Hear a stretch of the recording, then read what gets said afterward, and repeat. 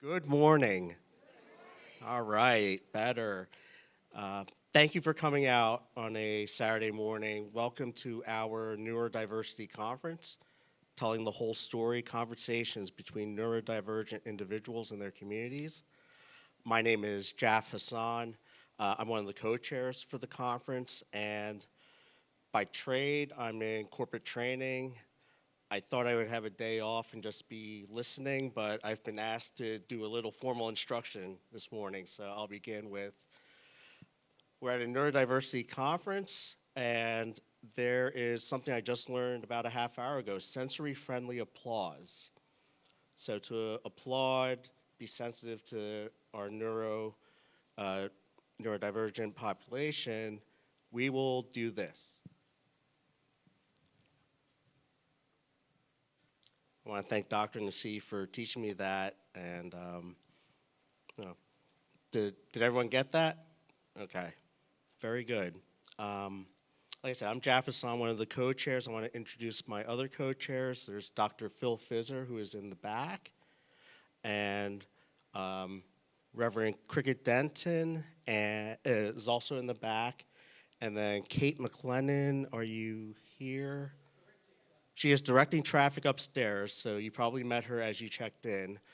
About a year ago, we embarked on this program called Bridges. And today's conference is the capstone of that program. During that conference, we were asked to, the objective of the conference was to learn the skills to use storytelling and conversations to build connections to an external community and to strengthen those relationships with the community. So Cricket, Phil, Kate, and I, we attended these sessions. We learned how to use storytelling. We also learned some skills to brainstorm and plan for some kind of outreach for something that we're passionate about. And in my case, my wife is a special education teacher. She teaches preschool severe delay in our local school district. We all have a connection to the neurodiverse community, whether we are neurodiverse, we're parents of people or loved ones, friends of people who are neurodiverse, or maybe we don't know much about the neurodiverse community and we just want to learn.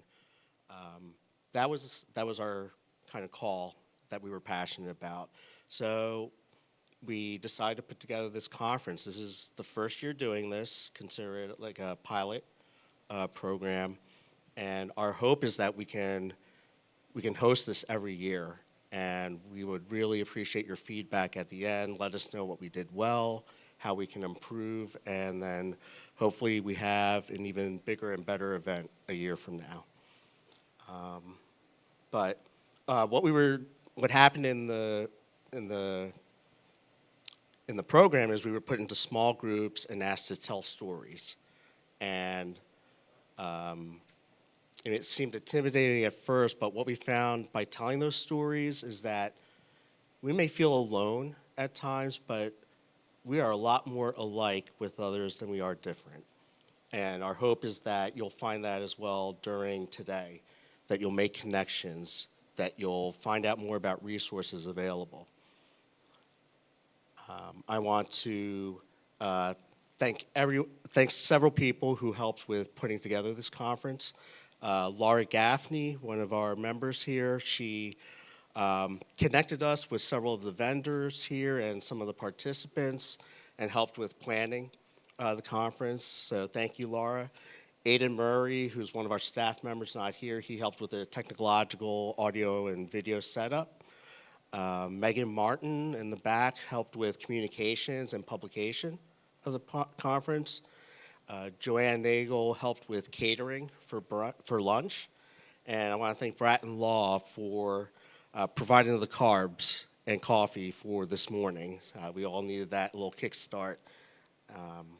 So just some logistics for today. The program's broken up into an alternating sessions of formal presentation by one of our esteemed speakers. Then we'll go into a breakout session. We'll get into small groups and start having those conversations and build those bonds amongst ourselves. Restrooms are, you'll find by that exit sign, there are restrooms, and also on the other side, by the exit sign there, you'll see restrooms.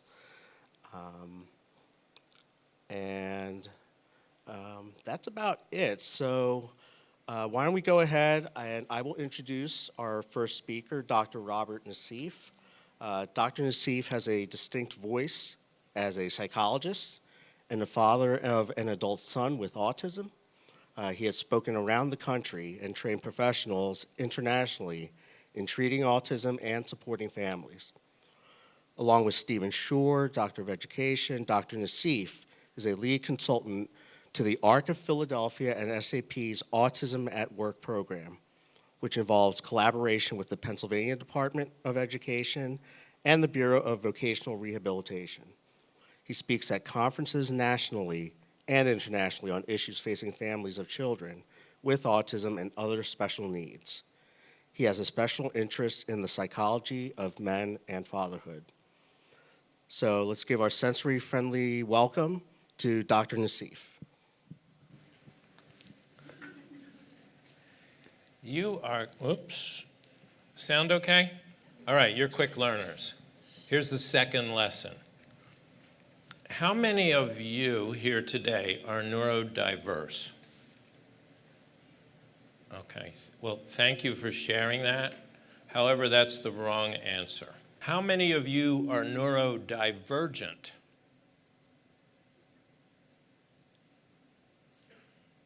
Yes. If you were diagnosed with autism or another neurological difference, you are neurodivergent. All of the rest of us are neurodiverse. Everybody here is neurodiverse. Some of us are differently wired, and because of the way the world works, that makes us disabled in the neurotypical society and its rules. It's rules that are unwritten and learned intuitively by neurotypical people and learned through instruction, observation, and a painful amount of time by those who are neurodivergent. So, and I've been involved in this neurodiversity movement for a number of years. And frankly, I'm learning the same way you did. I wrote a column several years ago about what I then called the semantics of autism, and I got raked over the coals by my autistic friends for thinking that autistic, as opposed to person on the spectrum or person with autism, was a semantic difference. And they told me publicly and privately, you have it all wrong. This is an identity. It's not a person with or on the spectrum. That being said, it's important to talk to people and about people in the way they prefer. So some people prefer to be a person with autism or a person on the spectrum, et cetera, and that's fine. But for those of us, those others of us, it's important to understand that autism has become an identity, just like being Italian or Arab or Pakistani. And therefore, I capitalize the word autism. That's preferred by a lot of autistic people, but not all autistic people. So I collaborate with Stephen Shore. We recently wrote things, and he was like, I understand that identity, but I prefer a small a. I defer to him on that. But outside of working with him, I use the capital A, which is what's preferred by like a lot of the very vocal activists in this. So I'm just going to give you a little background that hopefully like helps you the rest of the day. So next slide. Neurodiversity, simply put, is the idea it's normal and acceptable for people to have brains that function differently from one another. So it's a brain difference. It is at birth. It's our first breath. We're either neurotypical or neurodivergent at our first breath. Next slide. Here's the paradigm. The neurodiversity paradigm was first described by Jodie Singer, an Australian sociologist, and she wrote it in her thesis. She had an autistic mother and autistic daughter and described herself as having autistic features. And then subsequently, Robert Bloom wrote in The Atlantic, neurodiversity may be every bit as crucial for the human race as biodiversity is for life in general. Who can say what form of wiring will prove best at any given moment? Next slide. So here's, and you'll see different formulations of this, but these are generally considered neurodivergent conditions.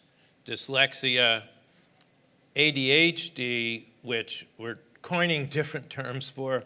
The one I lean toward is attentional difference or attentional challenge. We're trying to get the disorder out and really say strongly, it's a different kind of brain, not a disordered brain. Dyscalculia, Tourette syndrome, dyspraxia, autism characteristics, and then acquired neurodiversity could be through a brain injury or something like that. Next slide. Okay, so I'm going to show you where my journey started in 1988. Actually, my son Tariq was born in 1979. And Tariq in Arabic means shining star. His name was chosen deliberately. And my last name, Naseef, means justice. Something I embrace, all the time, since I was fairly young. All right, let's play the video. It's just like 2.5 minutes. It is called autism, a disorder that has long been misunderstood by the public and feared by many parents. But a new movie may help change public perception. Well, we'll have to let you drive sometime. Raymond! You never touch the steering wheel when I'm driving. Do you hear me? Yeah. Do you hear me? Of course, I don't have my underwear. What? I'm definitely not wearing my underwear. Rain Man is a box office success, but more than that, it has raised consciousness about autism. In the movie, Dustin Hoffman portrays an autistic savant, a person who uncontrollably focuses all his energy on one skill, like memorizing long list of numbers. How much is 4,343 times 1,234? 5359262. He's a genius, right? On the other hand, he couldn't tell you how much money buys what. Do you know how much a candy bar costs? About $100. The movie was comforting to me because I thought from the movie a lot of people could start to understand. Robert Naseef, a psychotherapist and educator by profession, is the parent of an autistic child, 9-year-old Tariq. Like most autistic children, and unlike Dustin Hoffman's character, he does not talk, read, or write. With the special care and schooling that Tariq has received, he's been able to pick up on some of the little things, like being able to put on his socks and tying his shoes. And he can even give me 5. Give me 5. All right. But it's the major things, like talking and being able to comprehend the danger of running in front of a school bus that he does not comprehend. He can develop, he can learn a lot of things, but he won't develop to that point. That's not really possible. The disability is rare. Only 15 of every 10,000 people get it. There is no cure. And while some can make progress through special care and education, services are extremely limited. There are enough places to put the bodies, but the programs are not good, by and large. And those are the words of the man who happens to be the executive director of Philadelphia's highly acclaimed Center for Autistic Children. They need programs, even the best ones need programs where they can have opportunities for socialization. But in Pennsylvania, for the purposes of providing services, there is no law, regulation, or guideline even recognizing autism as a disorder. State legislators are considering changing that and setting aside money to establish treatment programs. Give me a hug. Meantime, parents of such children are hoping the movie Rain Man will raise consciousness enough to make the difference. I'm Dan Quayle, Channel 6 Action News. So that was Autism Awareness Month, 1988. my son was 9 years old. I still feel the emotion inside when I see that. It's on YouTube if any of you are interested or your friends are. But that movie, and many people, many of the self-advocates or advocates say it's a stereotype, and it is. There's an extremely small percentage of autistic people that are savants, like Rain Man. However, the significance of the movie is it sparked a global wave of autism awareness that is still going on. All of a sudden, it became a household word. And look, I was a shy kid. The thought, and my son's school said, oh, you can talk to this father. He's a parent who can talk about it. I was like terrified. Here comes Action News into our home. I mean, I look calm there, but trust me, I was hardly calm. And by the way, my mother, she diagnosed me as normal. Next slide. So there's three basic premises in the neurodiversity paradigm. First, neurodiversity is not just another form of human diversity, it's a biological fact and a natural part of human evolution. There's secondly, no normal or right brain. There are diverse forms of processing, especially social information, cognitions, and sensory information. In the same way that there isn't a right gender, race, class, or sexual orientation, there isn't a right way for the brain to be wired. Neurodiversity can be a powerful asset for families and societies, and that's what we're here to talk about today. Like other minority groups, neurodivergent individuals experience imbalanced social dynamics and unequal power distribution, including the unequal distribution of social power, limited social cultural representation or stereotype representation, like the good doctor, that's another stereotype that's pretty ridiculous actually. Atypical, on the other hand, is a more realistic presentation and includes autistic actors and actresses. And it also involves difficulty navigating environments that are designed for neurotypicals. So a year ago, I was on a walker before I had my hips replaced, and everywhere I'm looking for the ramps and the curb cutouts. And for the first time, I experienced, after having been fairly athletic and able-bodied all my life, what it was like to be disabled in the world. Those curb cutouts were so welcome and otherwise very difficult. Next slide. So, in 1985, when my son was diagnosed with autism, and the statistic in the film clip was actually wrong, I don't know where Action News got that, it was 1 in 10,000.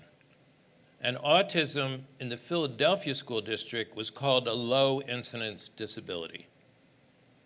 And interestingly, I just saw a post from the Philadelphia Special Education Department, and they're still classifying autism as a low incidence disability.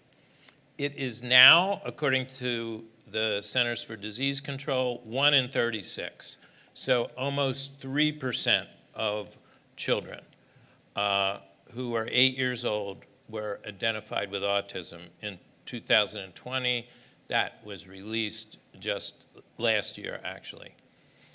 So here's the challenge. Females and people of color have never been adequately included in research samples. So it continues to be 80% male, 20% female. Now at last, there's a real opportunity to challenge that because this latest CDC reports that autism prevalence in the United States is continuing to rise as race and sex gaps slowly contract. Non-white children, for the first time, have been identified as autistic at very slightly higher rates than white children.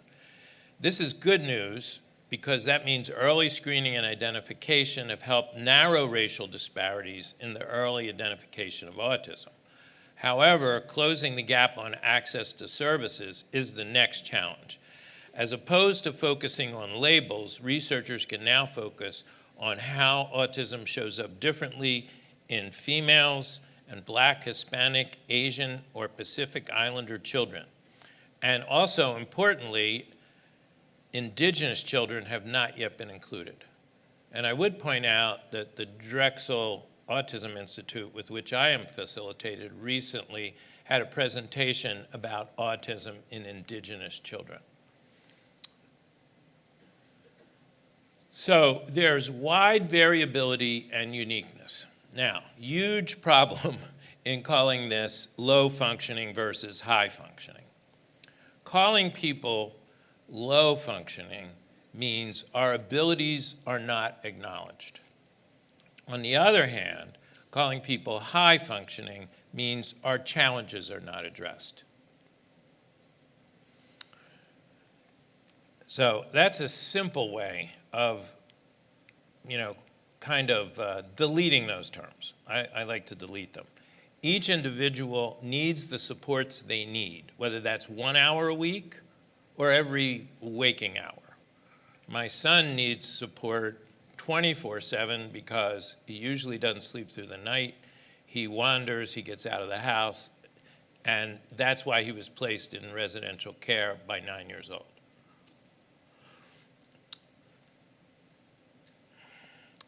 This is the second video. About 10 years ago, I gave a talk at the Benchmark School. Actually, I think it was 9 years ago. But this will give you a little perspective on how to think about neurodiversity. Let's see this. One of the best books of recent years is called Uniquely Human by Barry Prezant. And Prezant tells us there's really no such thing as autistic behavior, only human behavior. So I have some more questions for you. We'll just do raise of hands this time. How many here, if you're like at an Eagles game or a Phillies game, clap your hands, jump up and down, get really excited for a touchdown, a home run, a soccer goal? How many people? All right, good. You're normal, I think. How many people here ever repeat yourself? Ever? Whoa, I'm not alone. Good. Here's a good one. Anybody ever socially awkward? This looks decidedly a little more male than female, those hands. I'm not sure I'm right about that, but it looked that way. Okay. There is some truth to that. How many here have certain fabrics that bother you, or the labels on clothes? How many people don't like that stuff? All right. And how about firm hugs and handshakes? How many like them or don't like them? One end or the other of that. Firm hugs and handshakes. How about certain smells being noxious? Certain smells just really skeeve you. Okay, all right. How about certain tastes? Certain tastes, you just can't handle it. Not your thing. Textures of certain foods skeeve you. All right, wow. So, are we all autistic? Right, see, Hans Asperger nailed this. He said, once you understand autism, you see little bits of it everywhere. Little bits of it are everywhere. If you see little bits of it everywhere, what determines a diagnosis? And recently, my practice has started to really focus on diagnosis of adults and teenagers because many of them have been living for a long time undiagnosed, but start to identify with the characteristics. And characteristics as opposed to symptoms, as opposed to, but characteristics. So if you have so little bits of it are everywhere. That was Hans Asperger in the 30s, mind you.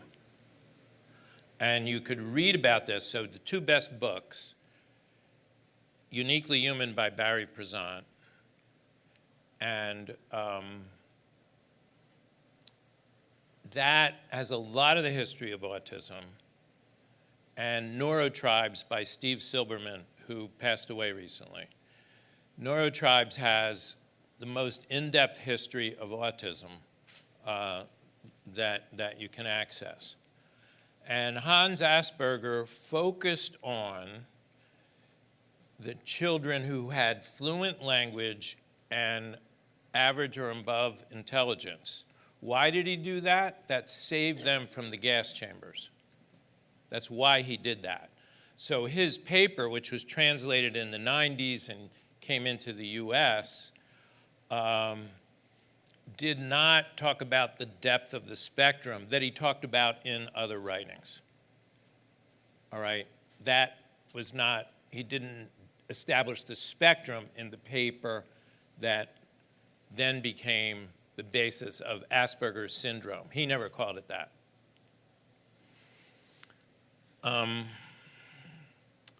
So Barry Prezant is a speech and language pathologist, and he's been a therapist for about well over 50 years.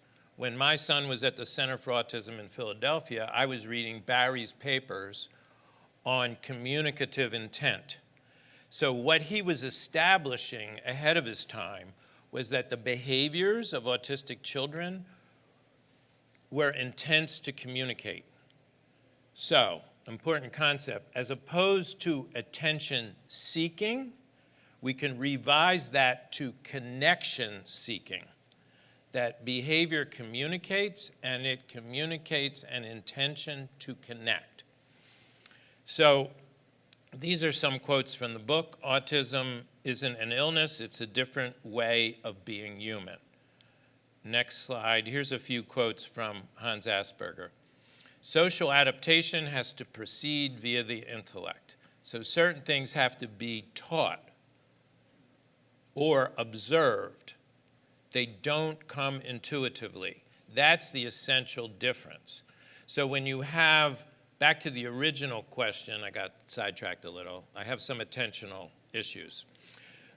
What determines autism is if you have enough of these characteristics that they interfere with social communication.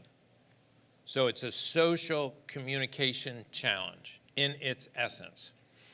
Although there are other issues. There's intellectual disability, and then there's all the, not comorbid, but co-occurring diagnoses that often occur from a person not being included, not being treated as human. So we try to get rid of comorbid to co-occurring. So social adaptation proceeds via the intellect.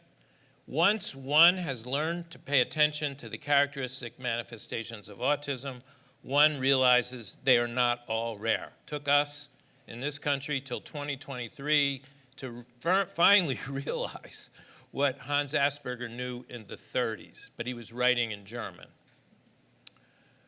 Not everything that steps out of line and thus abnormal must necessarily be inferior. Okay.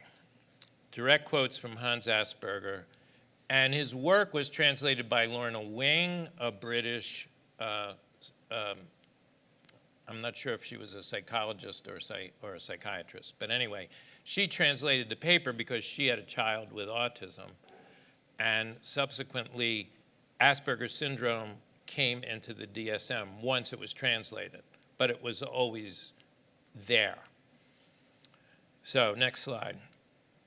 Again, from Uniquely Human by Barry Prezant. Here's what I've learned from my years in the field and from Roz Blackburn and others. There's no such thing as autistic behavior. These are all human behaviors and a human response based on a person's experience. So, great book. It's in its revised edition, and I was just talking with Barry. There's now a new second edition in process.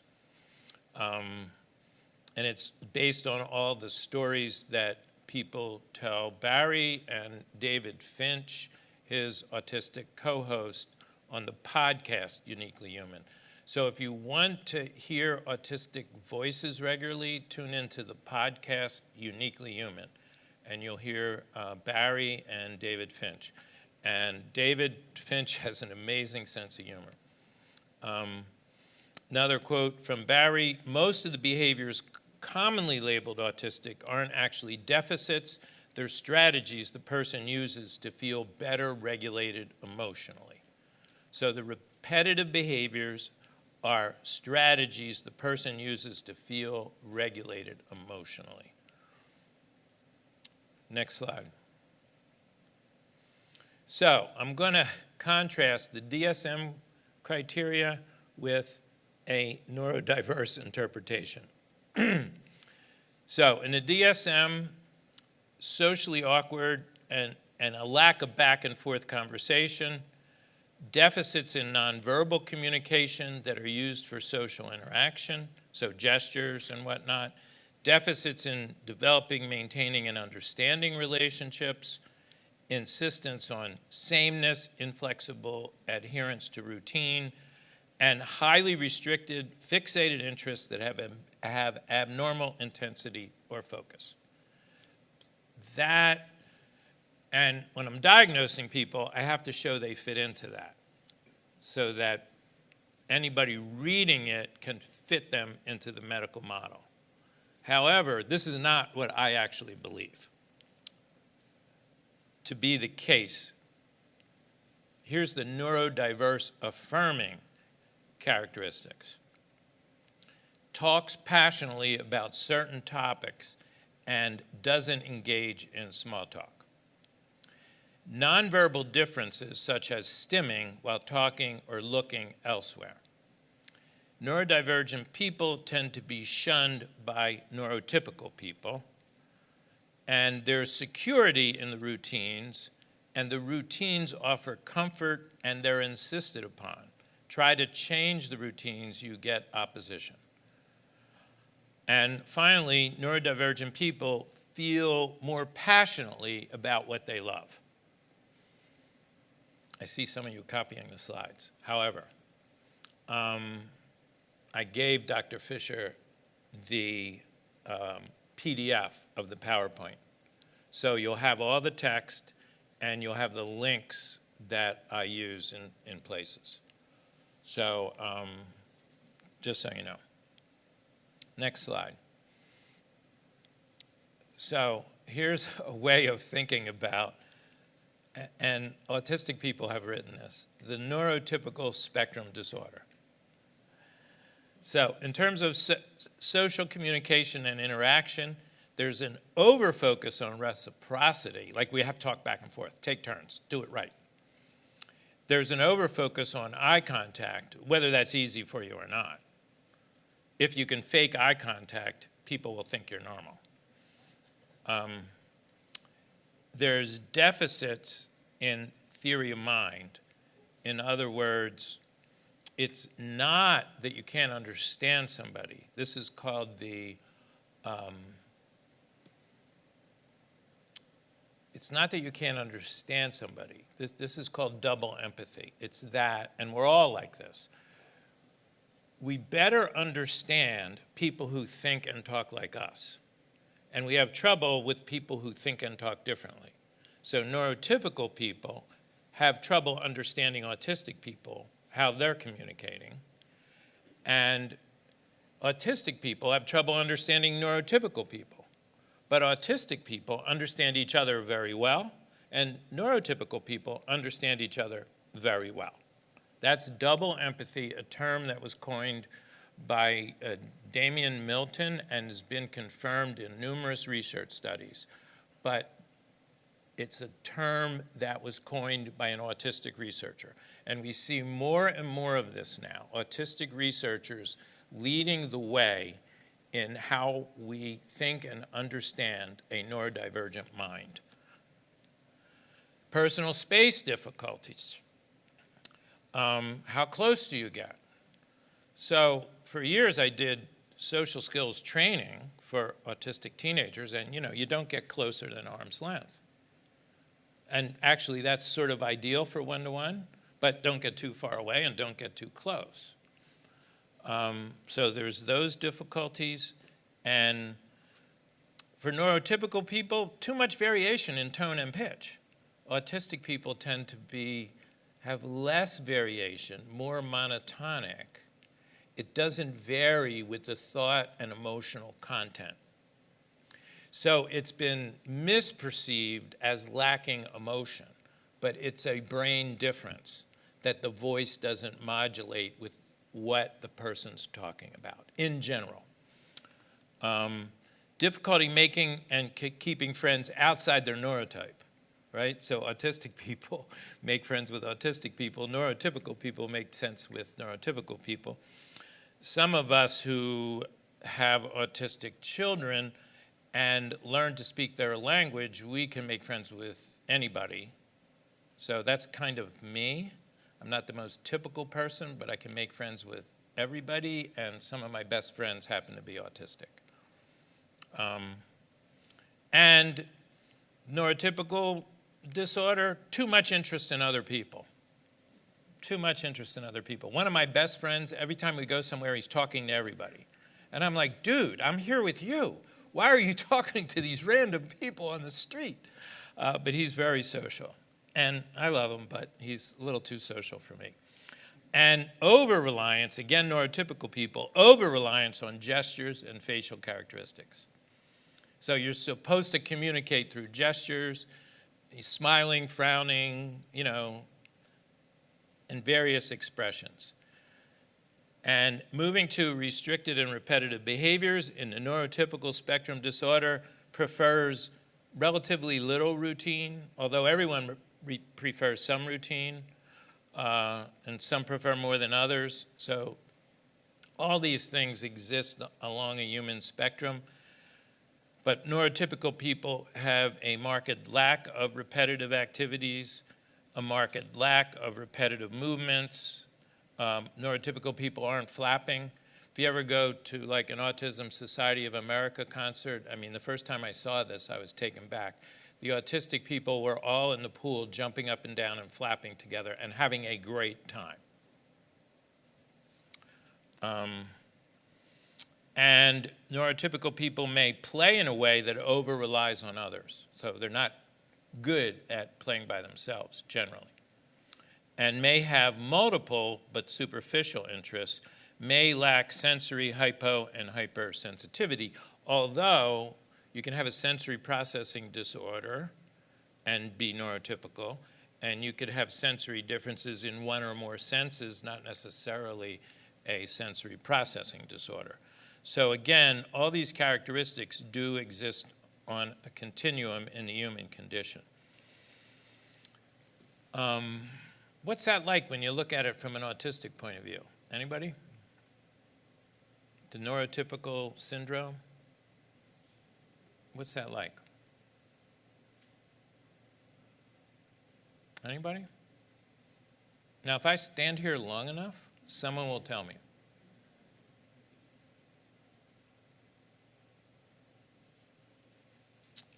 What's that like? It makes you feel judged if you're neurotypical, but then it makes you realize it's all a matter of perspective. It's all a matter of Perspective, like which way you're right. perceiving it. It's a matter of which way you see it. It's a matter of which way you are innately wired and predisposed to prejudice against people who are differently wired. All right, so here's the language shift, which I've alluded to or said. So as opposed to a child or person with autism, and if you want to look more deeply into this, you can read all of this stuff on the Self-Advocacy Network, the Autism Self-Advocacy Network. The link is at the end of the presentation. So as opposed to the child or person with autism, the autistic child or person. As opposed to autistic symptoms, autistic traits. As opposed to ADHD, attentional differences or AD traits. And there's other variations of this. I think the broad community hasn't settled on it. You also see ADHD, which is the combination of autism and attention issues.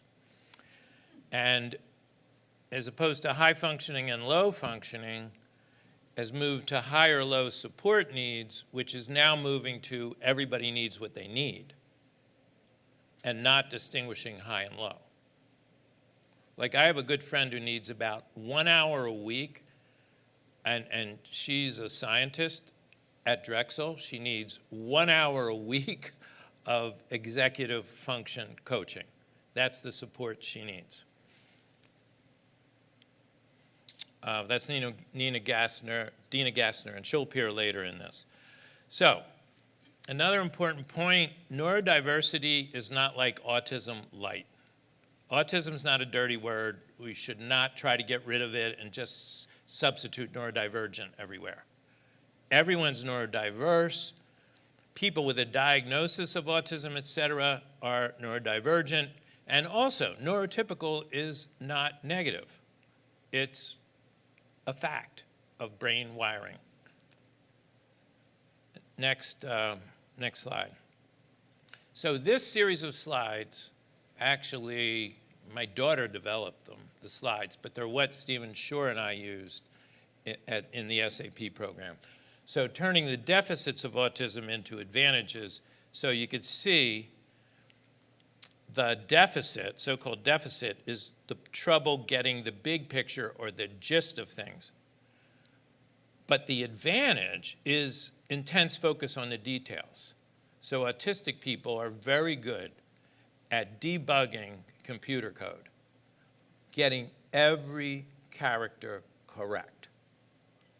Autistic people struggle with teamwork, that's the so-called deficit, but they're very good at working independently on a project. That's the asset. So employers often want these assets, and that's why people with autism are being recruited. Next slide.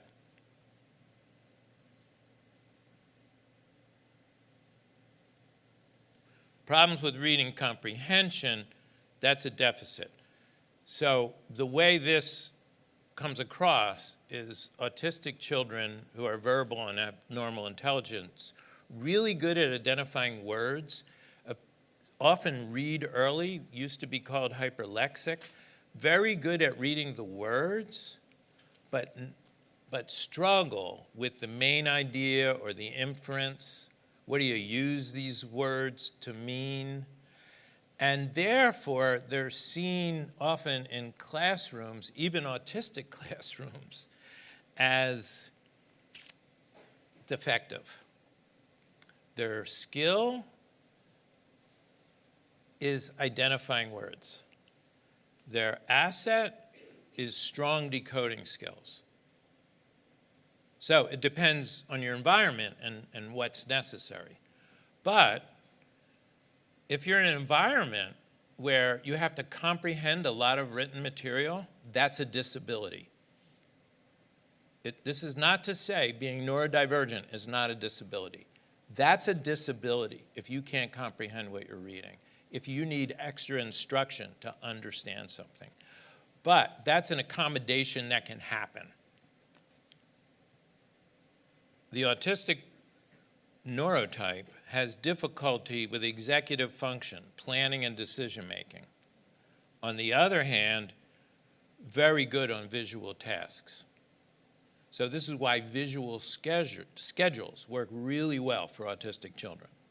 If they can see it, hey, they're on board. That's the way to teach. Next slide. So Temple Grandin put it this way. What would happen if the autism gene was eliminated from the gene pool? You would have a bunch of people standing around in a cave, chaffing and socializing and not getting anything done. So, and now we'll look at the attention issues. So, you have what's been called ADHD. Trouble maintaining focus on one thing. That can be a disability, mind you, if you're supposed to focus and you can't. On the other hand, a person with the neurodivergent mind can focus very intensely, very intensely. But again, okay, you have the gender difference. Girls with attentional problems usually have the inattentive type. They may want to run around the room, but they're sitting there controlled with their hands folded, while boys tend to be the hyperactive type. Again, there's a lot of nature and nurture in that and how we're educating kids. Next slide. Wait a minute, which one? Okay. The disadvantage of the attentional issues is taking on too many things. Like the mind's excited and wants to do this and this and this. The advantage, the energy, the multitasking can be an advantage. It all depends on the environment. Next slide.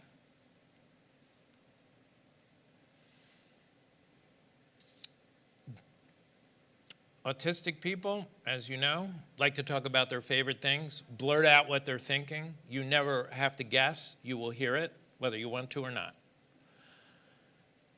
So the autistic person is blurting things out, can be a disadvantage. On the other hand, the advantage, really good at brainstorming in a group.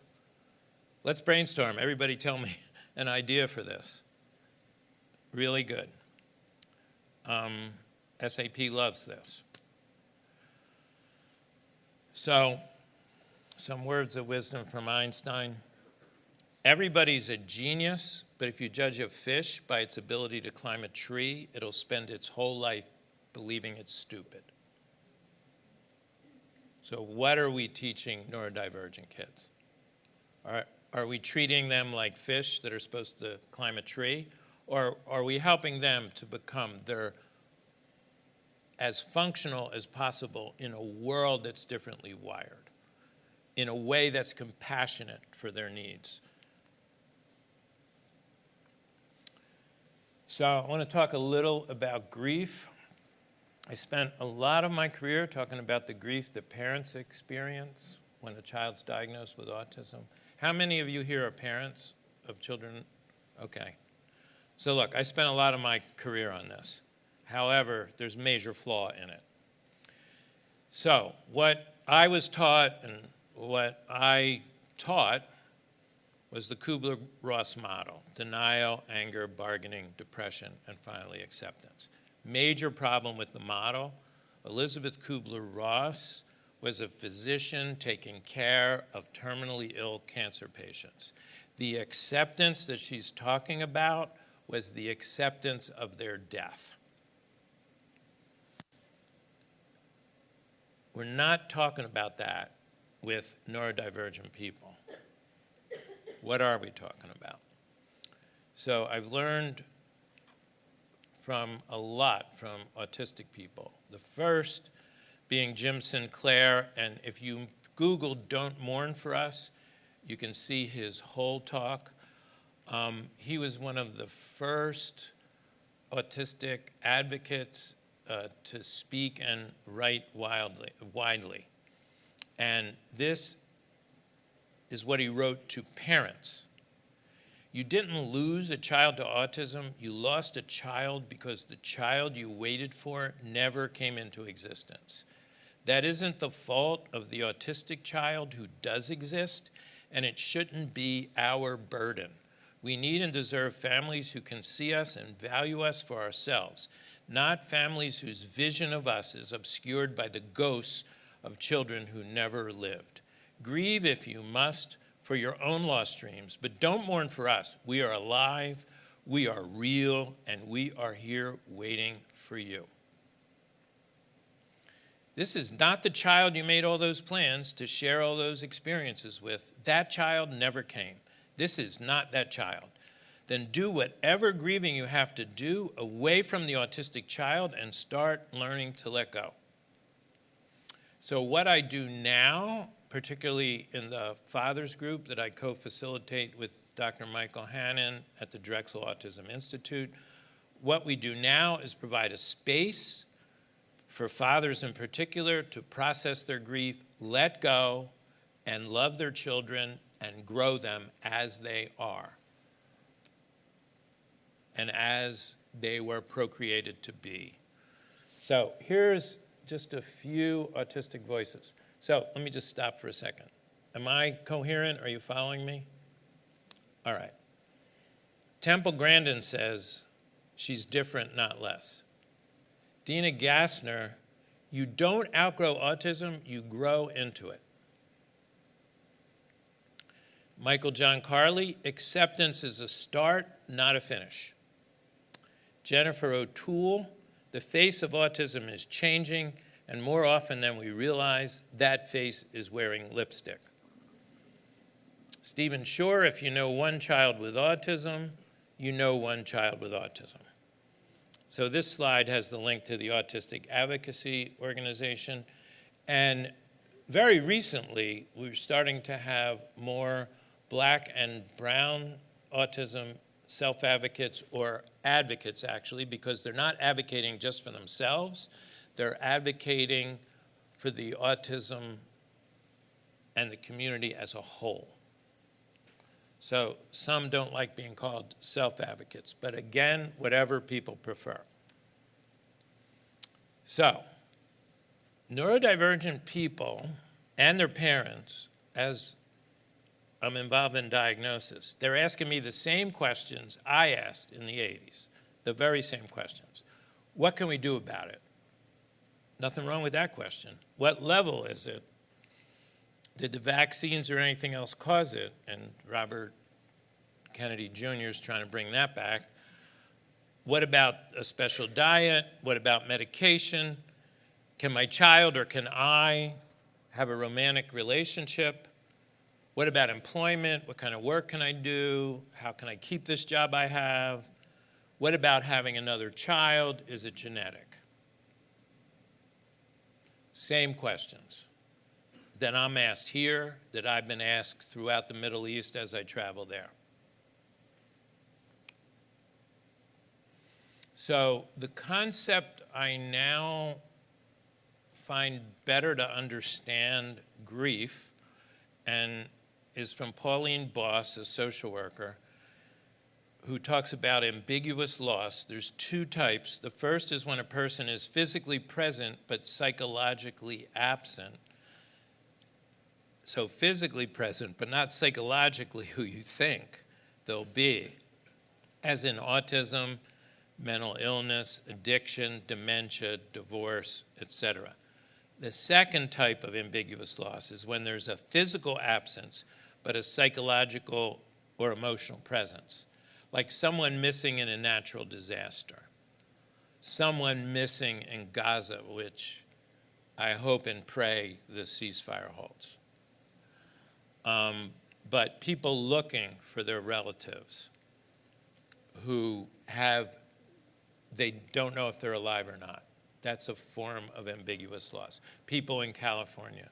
One of my best friends, her house burned to the ground. I got a call from another friend and found out she was safe. She was in the Palisades fire.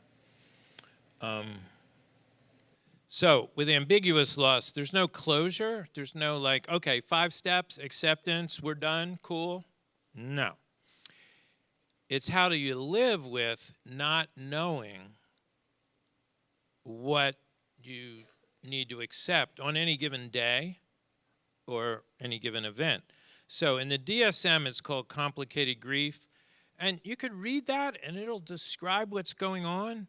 But really, I'd encourage you not to think of it as a disorder, but as a part of the human experience when there's ambiguity, when you don't know what your future is, what your child's future is, etc. Next slide. So Winnicott was one of the first child psychiatrists, and he says, I think mothers are helped by being able to voice their agonies at the time they are experiencing them, Bottled up resentment spoils the loving which is at the back of it all. So, and he was talking about average mothers of average kids. So mothers of neurodivergent kids have a lot more that they have bottled up and need support and the camaraderie of other moms to give voice to. So, how do we live with ambiguous loss? There's no linear stages, no ritual. It can be illogical, chaotic, and painful. And you don't have to get over it. In fact, it'll just be there. You don't have to obsess.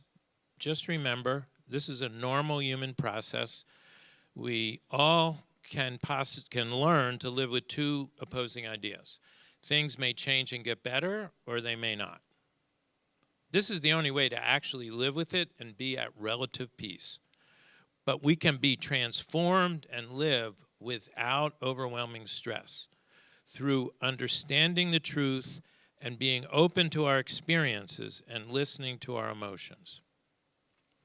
Tara Brach, a Buddhist psychologist, put it this way: when you argue with reality, you lose. That's one of my favorite quotes. In Radical Acceptance, she puts it this way: it's the willingness to embrace ourselves and our lives in a moment of genuine freedom. The root of our suffering in life is longing for things to be different from the way they really are. When you're in pain, that's the longing for it to be different than what it is. I'm talking about psychological pain, not physical pain. Carl Rogers, the humanistic psychologist, put it this way: the curious paradox is that when I accept myself just as I am, then I can change. Next slide. Now, everybody's heard about post-traumatic stress. Fewer people have heard about post-traumatic growth. I'd encourage you to think about this. It's the positive experience as a result of the struggle with a major life crisis or a traumatic event. Post-traumatic growth is the idea that human beings can be changed by their encounters with life challenges, sometimes in radically positive ways. And it's not new, but it is transformative. We become different people. So here's my son Tariq. We were running back in the days when I could run. I can't do that anymore. So when you love someone, part of how that works is you want to hang out with them. But when you're differently wired, it may be hard to hang out with the person differently wired. Make sense? But where we do have control is finding out, what do we enjoy together? Whether you're neurodivergent or neurotypical, what do you enjoy together? That's how we find joy. In our fathers group, we talk about autistic joy, and Michael Hannon's introduced the concept of Black autistic joy. So acceptance in this paradigm, it doesn't mean wanting or liking autism. You don't have to like the challenges. Whether you're autistic or whether you love someone who's autistic, you don't have to like the challenges. You don't have to change your opinion or how you feel about that. It doesn't mean resignation or giving up. It doesn't mean giving up on life or possibility. Actually, it means opening up. So acceptance requires avoiding the trap, finding balance. So everybody knows the Chinese finger trap. How do you get out of it? Anybody? How do you get out of the finger trap? You push in. If you pull, it gets tighter. So the more you try to fix somebody's neurodivergent characteristics, the deeper you will get in to frustrating that person and creating co-occurring issues. So what does acceptance mean?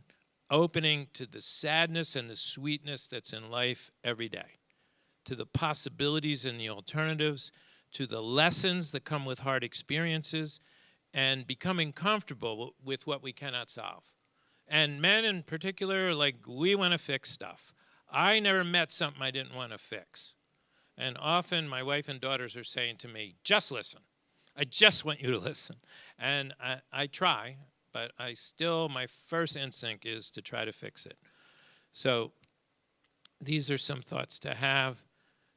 It's a balancing act, like the elephant at the circus. There's Balance Rock in Utah. Amazing how that's balanced in nature, but I wouldn't want to try to do it. Here's what I learned. This appeared in my first book. It was a letter I wrote to my son in my diary at the time. I tried so hard to change you, and in the end, it was you who changed me. Instead of becoming the son I wanted you to be, you made me become the man I needed to be.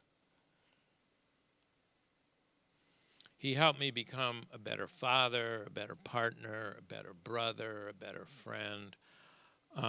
And today, he's always autistic. I forgot to put the cap in there. Always autistic, usually happy. He's getting the care he needs. He's usually happy. He wasn't always usually happy.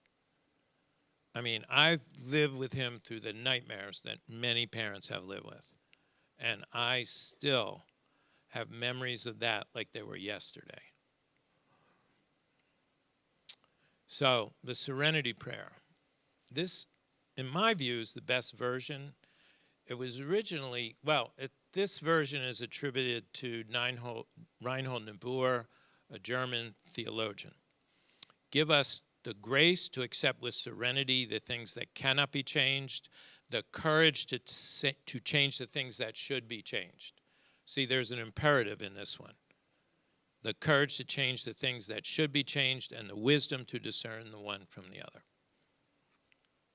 So, acceptance is an ongoing responsibility. It's never over. And lastly, I would say, or almost lastly, as we're here in community to talk about neurodiversity in community, how would you answer these questions? How committed are you to accepting and including racially and neurodivergent members of our community? Are we interested, truly interested in learning about their insights and perspectives? And what stopped us before now? Those are some possible questions you might want to talk about today. In the words of Gandhi, we can be the change we want to see. I trust everyone here wants to see an inclusive society, and we can be that change right here. I listed on my social media. Here's some of the resources I talked about, resources for women, people of color, those diagnosed neurodivergent, etc. These are some of my favorite resources. They're not the only ones. There's a growing number. The last one at the bottom, Neurodivergent Insights, I would just point out, is by an autistic psychologist who's an amazing writer and, kind of muse into this situation. And the last slide, you can watch this video. This is a video of a year ago that is a one day in my son's life. It was done for the National Disability Rights Organization. I'm the narrator, but they asked me they wanted to have a non-speaking person in their series of people of color living through the pandemic. So I was trying to copy that, but YouTube won't let you download stuff anymore. And the final version was done at the National Disability Rights. So that's it. I don't know what time it is.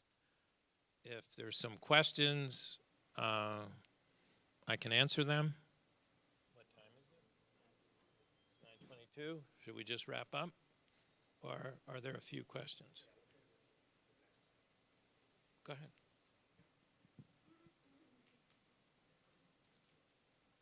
Thank you. Thank you, Dr. Naseef.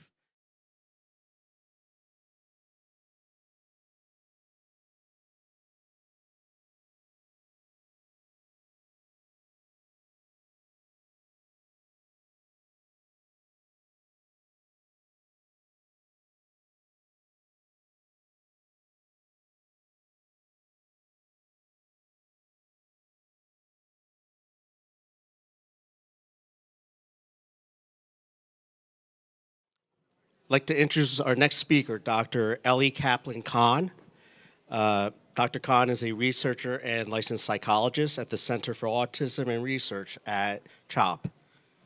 Dr. Kaplan-Kahn earned her doctorate in social psychology at Syracuse University and completed her clinical psychology internship at CHOP. Her research focuses on measuring quality of life outcomes in autistic individuals, the transition to adulthood for autistic youth, and facilitating increased autistic community involvement in autism research. She also conducts autism diagnostic and translation-focused evaluations through the Passage Clinic at CHOP.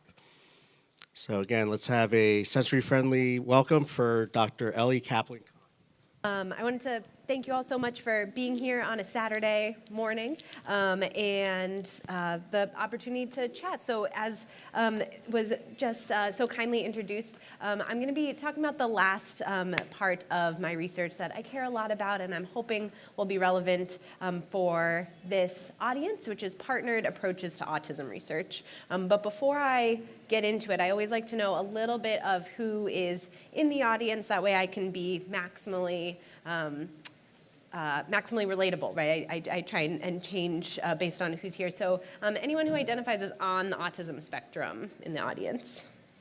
Excellent. Love someone who's on the autism spectrum. Almost everyone, great. Work as like a professional supporting people on the autism spectrum. Excellent, lots of overlaps.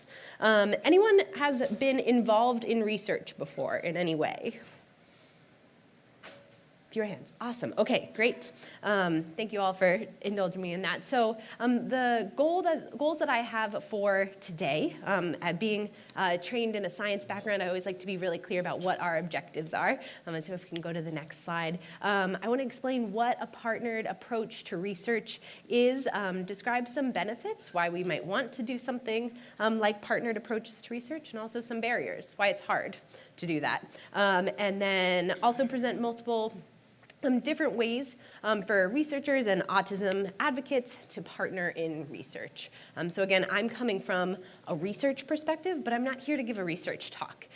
You all didn't come here for that, but my goal here is to think about autism research potentially in a different way than has been construed before. But before I get into those goals, I wanted to address a little elephant in the room about partnered approaches to research. And wanted to note that I myself, as your speaker today, if we could go to the next slide, am not autistic, and I'm talking about partnered approaches to autism research, right? So kind of like, what gives about that? There's a non-autistic person up here. And so I wanted to say that this presentation was initially made with one of my autistic collaborators. So this presentation itself was made using a partnered approach, and it's based on a collaborative team. This is based on what I've learned over the past few years collaborating with autistic researchers as a part of research team.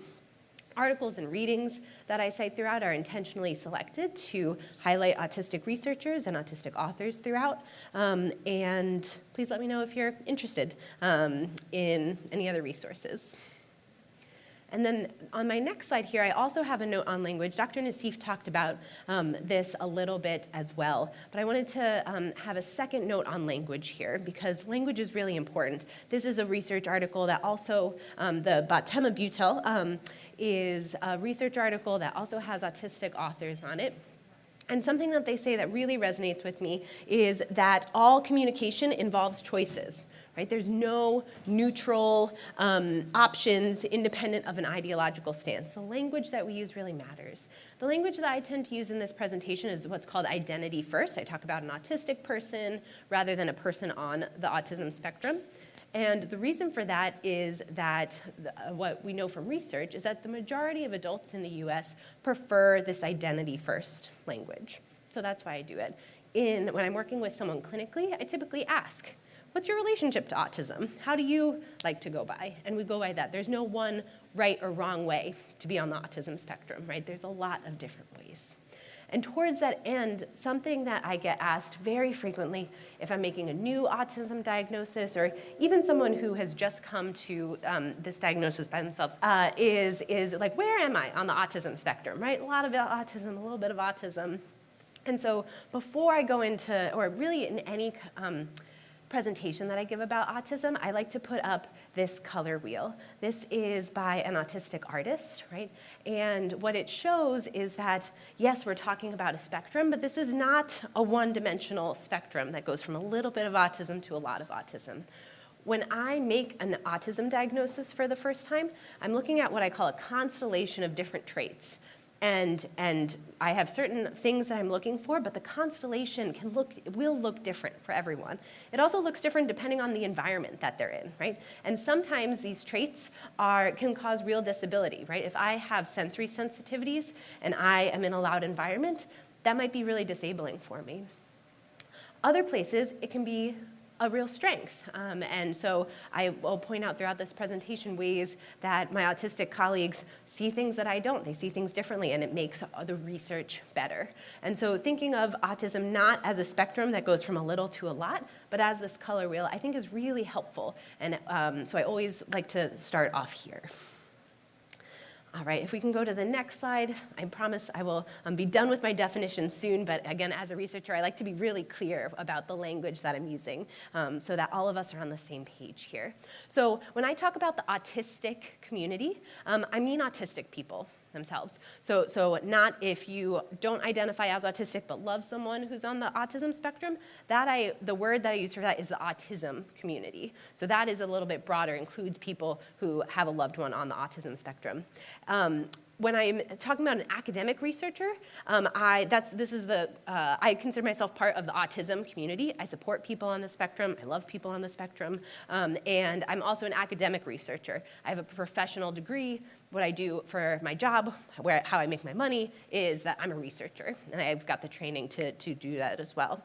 There's also autistic researchers, who is any autistic individual who's involved in research in some way. They may or may not have professional training in research methods, but they're still an autistic researcher. If you're autistic and doing research, autistic researcher.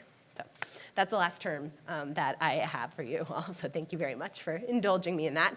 And now I'll get into what is a partnered approach to autism research and why am I talking about this. So the reason why I care about this topic is because as a researcher, I really do feel like it's my responsibility to take ownership of the history of autism research.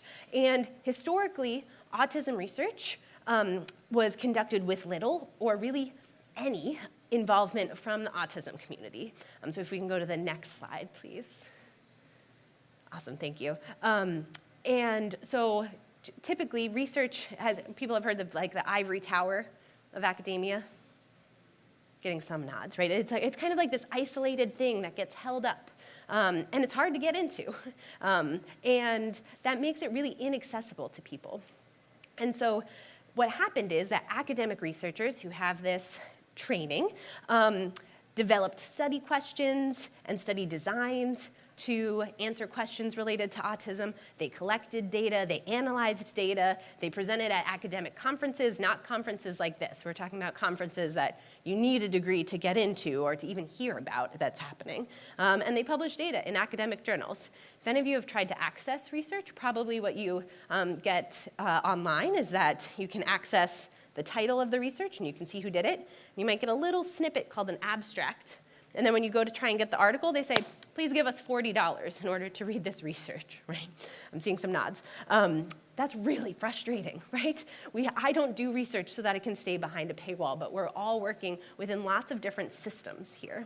And it's frustrating when research isn't available to people who participated in the research, who the research is about. And this is the system that we've been working with historically. And so consequently, on my next slide, the autism community has had limited ways to communicate priorities to researchers, limited access to research findings, right? I wouldn't pay $40 for a research article. And so it's very unfortunate. And the truth is that autistic people have been harmed by participating in research in the past. I think it's really important as a researcher to stand up here and say that and own that history, because ignoring it doesn't make it go away. And it's really important in order to acknowledge that in order to change what we're going to do in the future, right? And to repair the harm. If people have been harmed by research, it makes sense that you wouldn't want to access that system again. You wouldn't want to participate in that. And so as a researcher, when I'm trying to talk about research or recruit people, say, hey, I need participants, I really need to understand where they're coming from when they say, like, I don't want to tell you my story. I don't want to give you my data, right? It's important for me to understand that. And so the additional piece is that large gaps exist in between funding for autism research and the priorities that the autism community has. And so what you'll see on this next slide, I promise I don't have too many graphs or things like this, but what we see on this next slide is US funding, so this is in the United States. Across the IACC, this is an organization that's related to autism research and funding, and it's the percentage of their funding. This is a pie chart, so 100% of the funding is represented here, and the different slices are where that funding went to, right? So what we can see here is that biology got the biggest slice of this pie. The biggest amount of funding went to understanding the biology of autism. And there are lots of interesting questions here, right? Except I'm going to go out on a limb and make an assumption here that some of the things that you talked about in your breakout sessions just now generally didn't revolve around biology. Just going to assume that. And maybe that's because of the prompts, but maybe that's not what we talk about. Maybe that's not what you expected or even wanted to hear, right? When you come to a neurodiversity conference and talking about autism, maybe you care more about services, right? And services got a meager 6% of this funding, right? And so as a researcher, the research I can do depends on the funding that I can get. It depends on, can I get a grant to run that study? And to me, as someone who's not interested in biology or risk factors, right, what puts someone, and I actually use the term likelihood factors, right, what makes someone more likely to get an autism diagnosis? Those aren't things that I hear from my colleagues or I hear when I'm out in the community that care about for research. But as a researcher, I depend on the funding coming in. And so there's this mismatch here between what gets funded and what people care about. And that's because there's a disconnect between the people who are doing research and the people who we're talking about, the people who are actually discussing the autism community. And this can create a really unfortunate cycle of stigma related to autism that's perpetuated by autism research. So on the next slide here is a kind of a diagram of how this process happens, right? We have non-autistic researchers, people who don't have a connection to the autism community, who are trained in particular models of disability, and that creates some stigma, right? And it's not to say that non-autistic researchers all do bad research, right? I'm not autistic, and I'm an autism researcher. I try my best not to perpetuate this cycle. But it's just to say that if you don't have a connection to the community, it can be hard to really serve it, right? And so the stigma against autistic people can influence study questions, right? If I'm asking a question that the autism community doesn't care about, the research that happens and the biases that I have get baked into that study. It gets baked into every piece of it. How I design the study, how I ask the question that I ask in general, and how I interpret the data. And this can cause more harm and cause more stigma and really cause an entrenchment of stigma related to autism in research. And the issues with that is that there are barriers that limit the autism community or autistic people from accessing and being a part of research spaces. And what I have come to understand by working with autistic researchers or loved ones or people who love people on the autism spectrum who get involved in research is that those lived experiences really color and shape questions that we have, right, related to autism. If we can go to the next slide. And so it's important to include the autism community in research because that helps us generate meaningful questions, right? What matters to you? What should we be asking? It also influences not only what we're asking, the content of our research, but also the research process, how research is conducted. If I'm doing a research study and I'm using terms that are not neurodiversity affirming, or if I have other sorts of biases in the questions, right? Anyone who's participating in the study, again, might be, not that I meant harm, but they might be inadvertently harmed, right? If I'm asking, to be more concrete, there are some scales that have been developed by non-autistic researchers, by autism researchers, and they ask about how bad are your repetitive behaviors, right? How much does that get in the way for you? How much of a problem are your repetitive behaviors? Like flapping, for example, right? How much of a problem is this for you? And what we know from autistic people is that, wait, that's not a problem for me. That might be your problem. That's not a problem for me. This is how I regulate myself. This actively helps me. And so if my only scale is not a problem to big problem, I'm missing a whole part of the scale here, right? Of like, this is helpful. And so that perspective really shifts what the research question is about and can really change the type of research that we do. And so in order to break this cycle, researchers have to take intentional steps to identify places of potential bias in their research and make steps to rectify that. And so this is one of the steps that I try to take. How I try to do this is to use more of a partnered approach to autism research.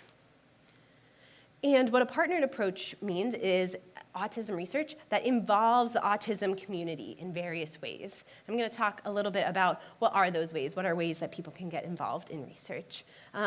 It means that the autism community, so either being autistic yourself or loving someone on the autism spectrum or serving people who are on the autism spectrum, and academic researchers can collaborate.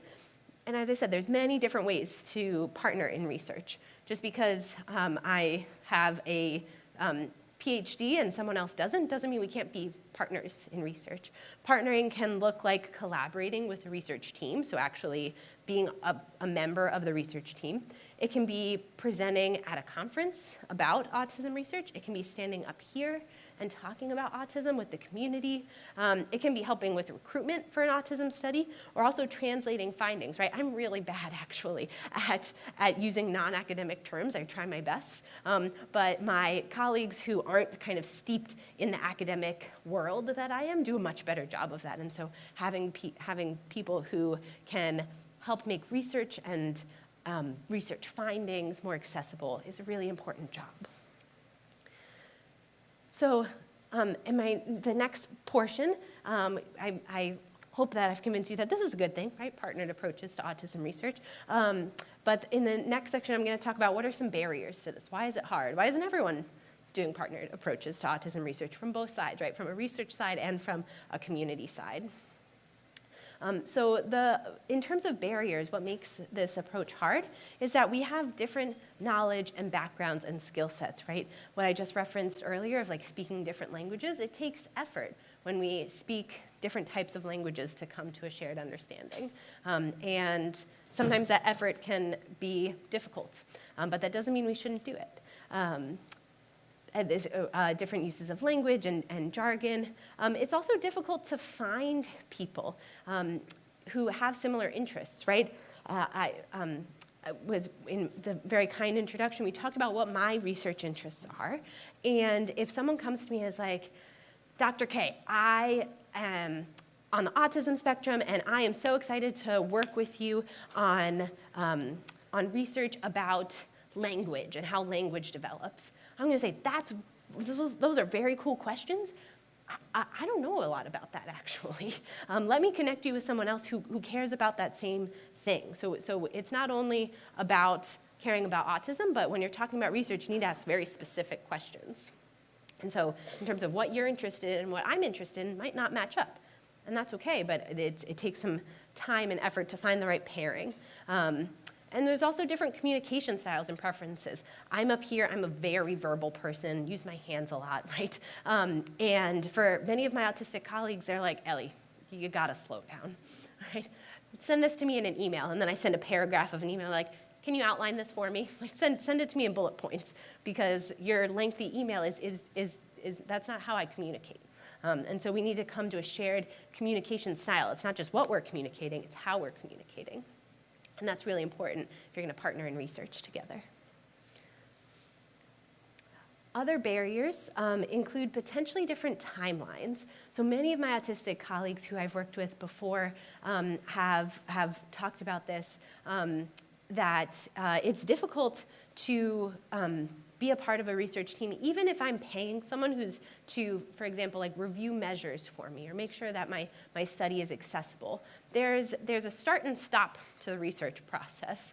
Sometimes I'm meeting a deadline and I need information and feedback within a week. And then other times it takes a long time to hear back about a grant. And so the starts and stops of the cycle of research can be really frustrating for people on the inside, but especially for people who are not familiar with this process or why there's this start and stop, right? Why do you need 10 hours of my time as an autistic consultant this week, except then I won't hear from you for 2 months, and then you'll need my time again.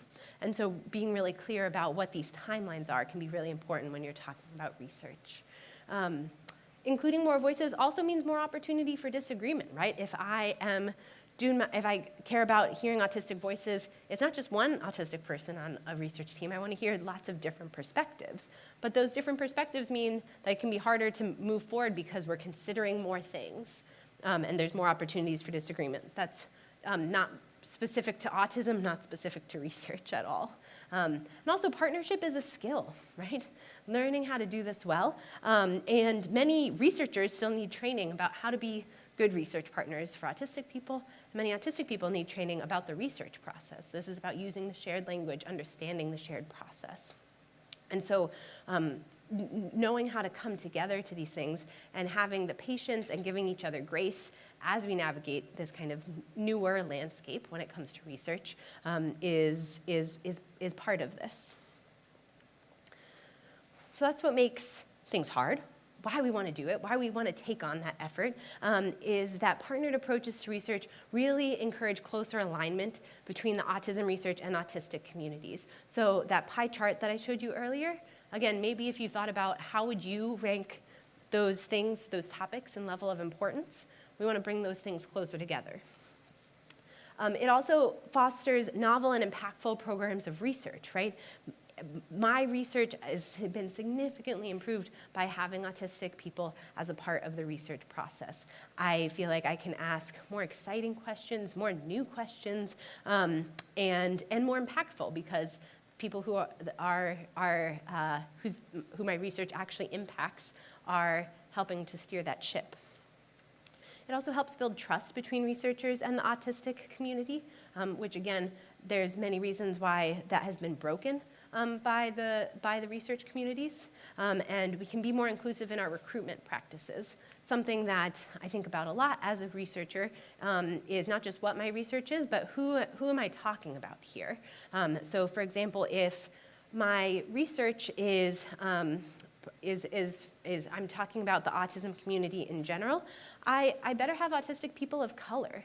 I better have autistic women, right? I better have autistic non-cis people because I'm making conclusions about the autism community in general. But if I have a really small proportion of Black autistic participants, how do I know that I'm accounting for that correctly? And so being inclusive in my recruitment practices, how people are getting into research is really important. And partnered approaches also help to break that cycle that I showed earlier about the stigma of autism embedded in autism research, so we can decrease stigma about autism in autism research. And so the next slide is going to show a lived example of what are these benefits of, and it's a little bit difficult to see here, but these are screenshots.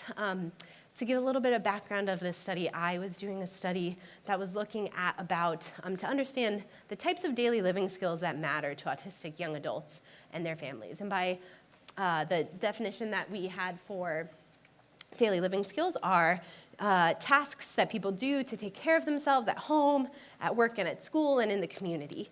And so I had this visual that I wanted to use with research participants as I described what these were so we could get on the same page about what daily living skills are. So I'm not talking about social skills here, although that's important. I'm talking about daily living skills. So this was the purpose of this. And I had an autistic collaborator look at this and say, how can I make this better?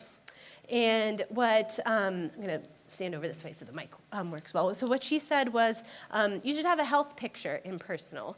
And the food that I had, or sorry, the picture that I had for food, she's like, that doesn't have to do with cooking or healthy, like that's just a pile of produce, Ellie.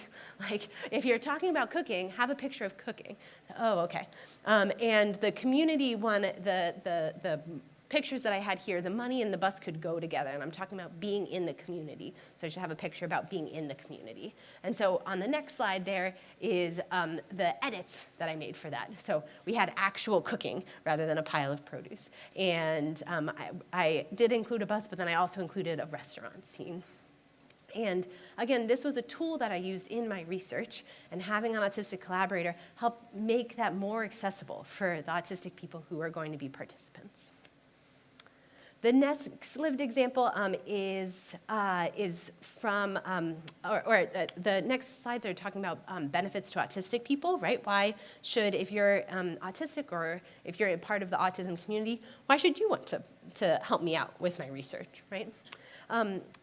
The first one is that hopefully these opportunities, as we can increase them more, create meaningful employment opportunities for autistic people. Generally speaking, if I'm asking you to be a part of a research study to help me out with my research, I want to pay you for that time. In the same way that I would pay a statistics expertise for helping me with my statistics, you are an autistic person helping me improve my study, making that more accessible for your lived experience, and that's expertise as well. So creating these meaningful employment opportunities, which we know from research, from personal experience, employment opportunities for autistic people are not as open as we would want them to be. And so providing those opportunities, being able to put something on a resume that you are a part of a research study, right, is hopefully meaningful down the line as well.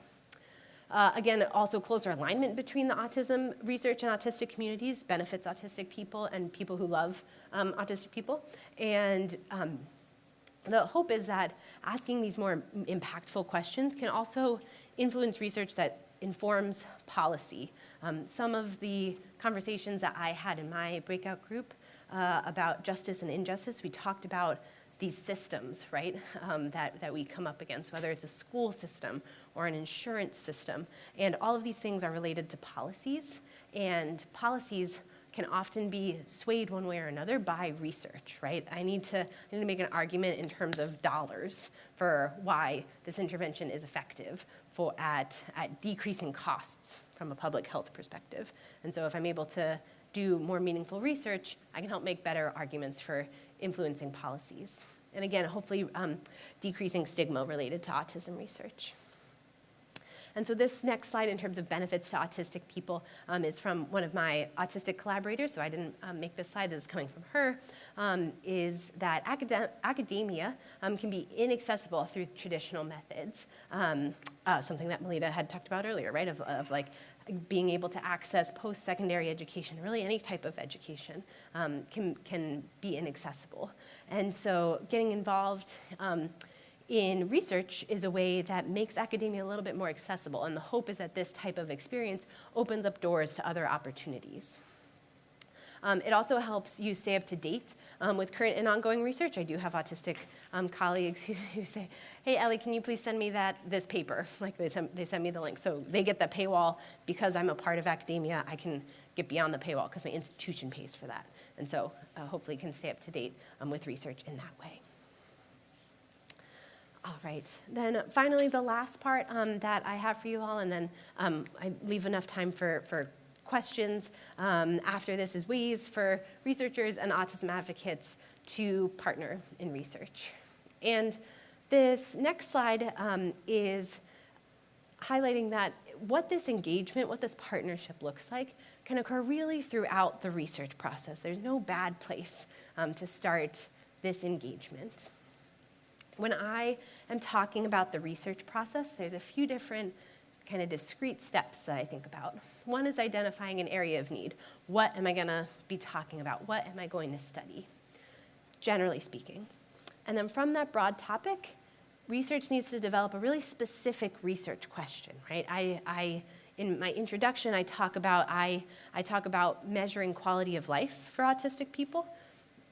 What my research question is how applicable, how does this measure function for autistic people? Is it the same or different whether or not you're on the autism spectrum, is my particular area of research. And that's a really specific research question, even though the area of research is broader. Also a part of the research process, especially if you're at an institution like CHOP or any sort of medical center, is grant writing. I don't just think of a study and then I'm just given money to do it. I need to argue of why my study deserves funding. And so grant writing is a real part of this research process that I try to explain to people who are not a part of this community, because it can be really frustrating, right? When I reach out and I say, hey, I have this cool research question. Do you want to partner on it? And I have autistic colleagues that say, yes, I do. And so we write up a grant together, and then I email them back 3 months later and say, hey, didn't get the grant. Can't do the study yet. We're going to try again, right? That's a frustrating process to go through. Someone donated their time, or hopefully I paid them for their time, but then they didn't hear anything for 3 months, and then 3 months in, I say, still hang tight. And so I like to be really transparent about this process, because it's frustrating for me too. I really wanted to do this study with you, but we didn't get the funding. And so that's a real part of what the research world involves that I think is important to understand. If we are lucky enough to get the grant, then we design the study together. We collect the data from that. So once I have some sort of study method or design, it involves generally getting some data, having people participate in the study. Then it involves analyzing the data. And sometimes that involves statistics, sometimes that involves other types of data analysis. And then once we have the results, we need to interpret those results. What does it mean, right, that we got these results? And then there's results dissemination. Who gets to have access to those results? Is it behind a paywall? Am I talking at an academic conference where everyone else in the audience is an autism researcher? Or am I talking in the community about that research? And so engagement can really occur at any of these steps. And so if any of the things that I described feel particularly interesting to you, I want you to kind of take note of that. Like, oh, that's a step that I think I would be best served in, or my skill set I can best help support. So that's a little bit about the research process. And then this next slide here is saying that engagement can take many different forms. And I want to give credit to, there's an organization called PCORI, which stands for the Patient-Centered Outcomes Research Institute. I saw this slide in a conference, took a picture of it on my phone, and adapted it from there. So this is really directly informed by them. And the point here is that engagement can look very different. And it's not to say that there is only one right way. What it goes here from input to collaboration is less involvement or less engagement and more engagement. And that's not to say that input is a bad thing, right? Some studies, that's just where it's at, or sometimes that's just what you can offer as a community member. And so what input is that partners provide information to research, and researchers use it to define agendas and make their decisions. Typically, that information flow is one way, right, from the community to the researcher.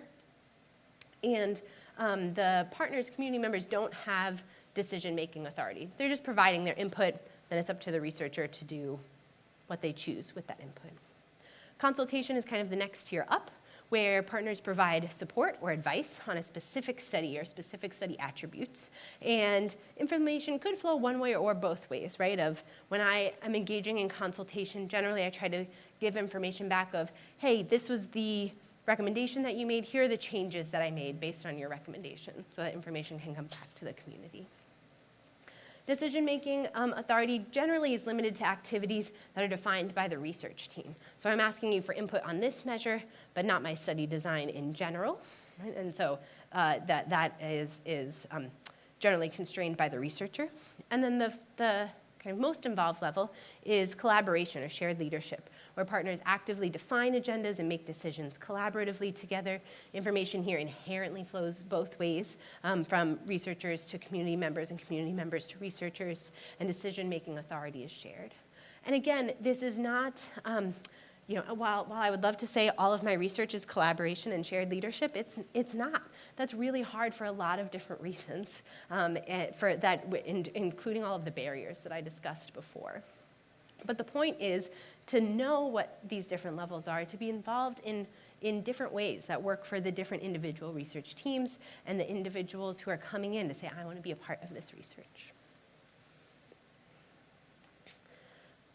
So on the next slide here are just some ideas for folks who might be interested in being engaged in research. Again, this looks like engagement can take many forms. So participating in autism research is being involved in autism research, right? If you get emails from CAR or from CHOP and saying, hey, you're eligible to participate in a research study, that's you engaging in research, right? That's you helping to further someone's research question about autism. And you get to decide, is this a research question that I care about, that I want to give my time to, or is it not?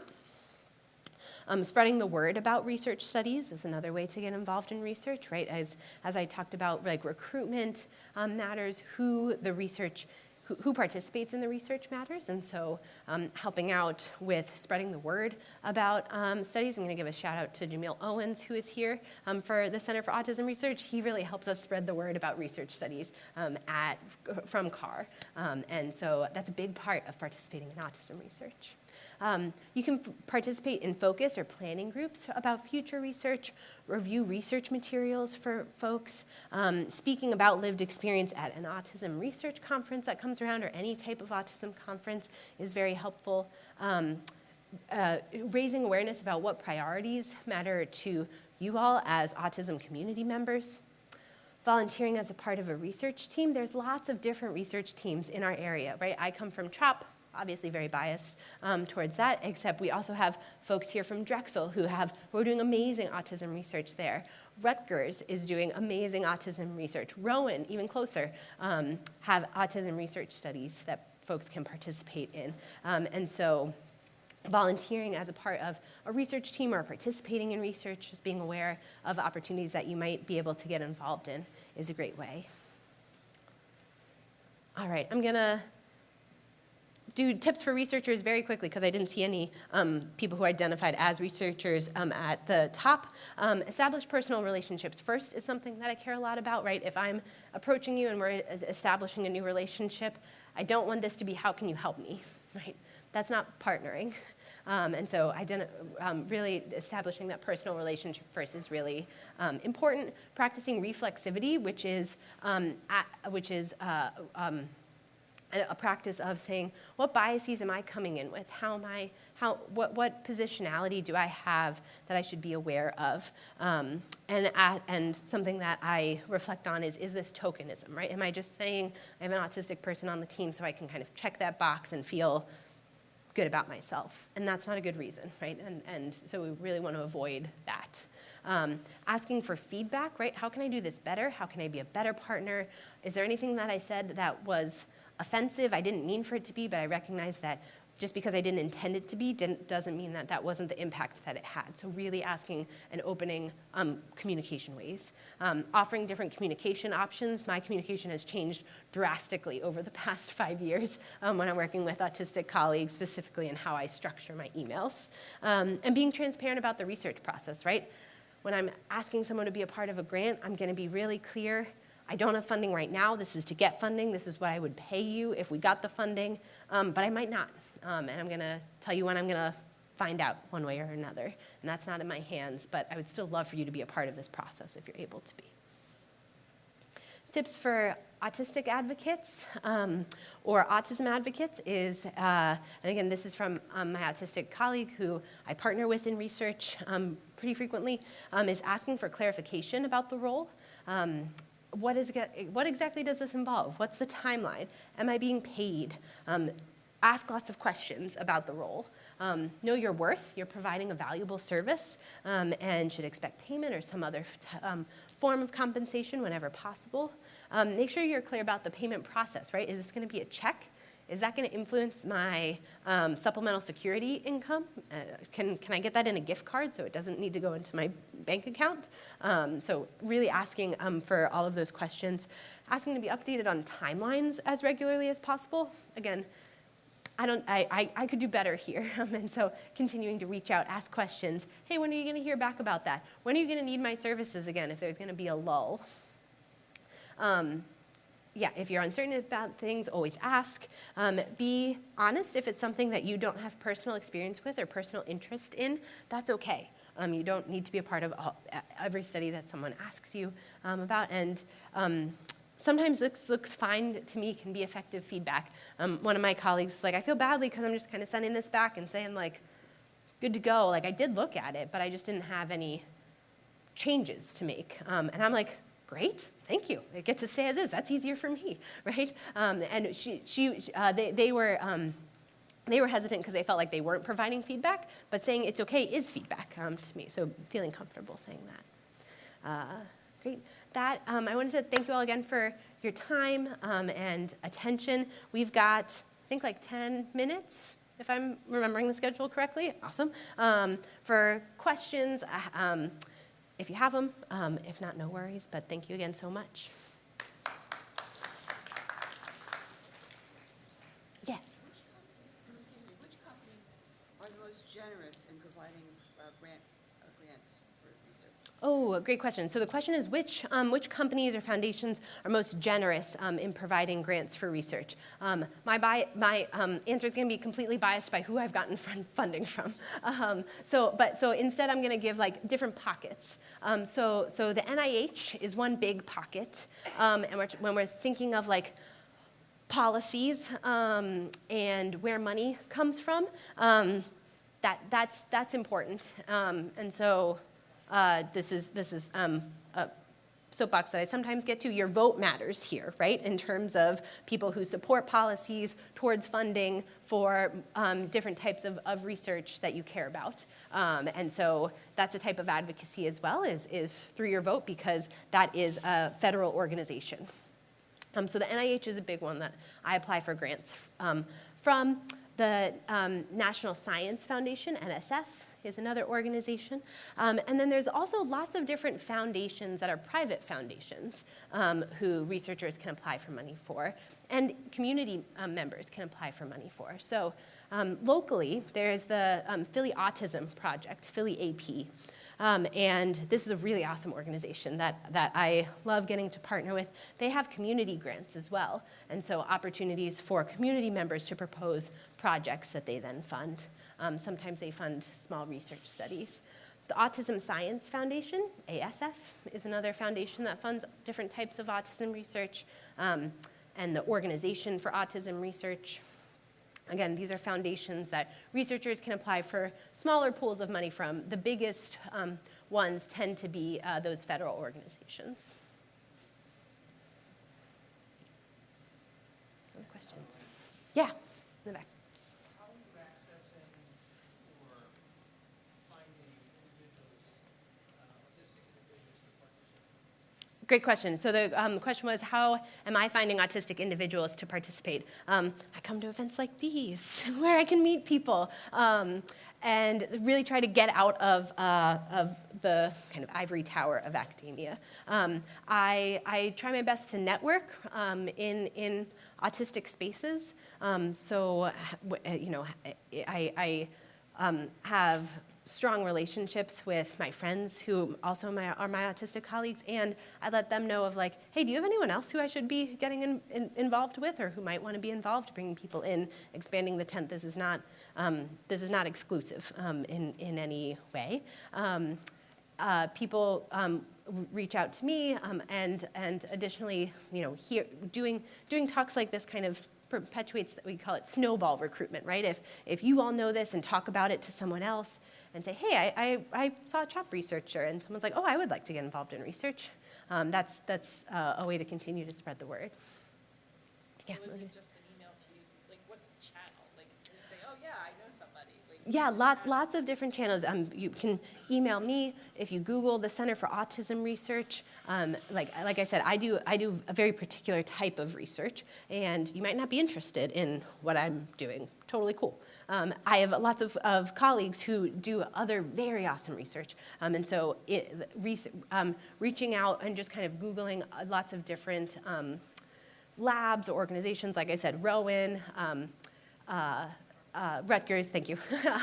All have very cool autism research programs, and so you can look it up and just reach out to them. Say, hey, I'm interested in learning more about your research. I can't guarantee that they'll respond to you in a way that you want, so that I'm not in control of, but continuing to be curious about research, what I can almost guarantee is that researchers love talking about their research. And so if you've got questions about it, they're going to be open to talking to you, generally speaking.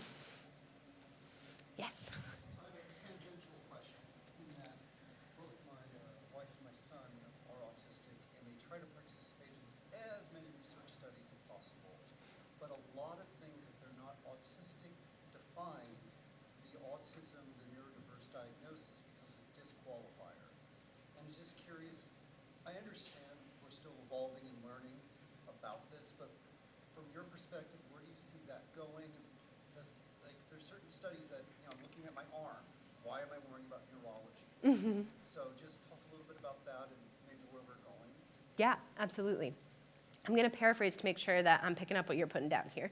The question is, your family is plugged into research, likes participating in research. Thank you very much. But sometimes there's like weird exclusion criteria of like, wait, just because I am on the autism spectrum, you don't want to know about my eyeball? Like, why? Like, that's not related to my autism. And it can also be in the reverse, right? Of I think I'm on the autism spectrum, or I'm interested in autism research, but I've never been given a formal diagnosis. And so this autism researcher is saying, oh, you don't have an autism diagnosis? You just think you're on the autism spectrum? No, you can't participate in my autism research. And like, what's up with that? Am I getting that question right? Perfect. Cool. Great question as well. Love all of these. So the response to that, as an autism researcher, I can't speak for non-autism researchers and who aren't letting autistic people into some of their research. What I will say is that I do hope that tide is changing a little bit. Anything that is related to, actually, I'll back up. Something that I hope researchers are continuing to do better is leaning into the diversity of human experiences. And we have training in statistics of how to account for these different things. And so historically, for example, or an easier way to do research is I'm going to limit the who I'm talking about, because that's fewer variables that I need to account for when I'm doing my statistics later on.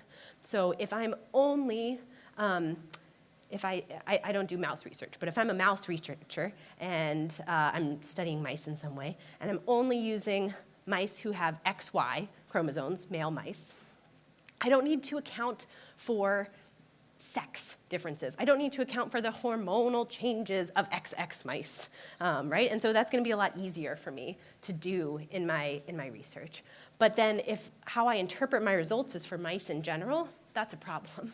And so from a research perspective, it's easier from a statistics standpoint to say, I'm going to limit the diversity of my sample so I don't need to account for that in my math later on.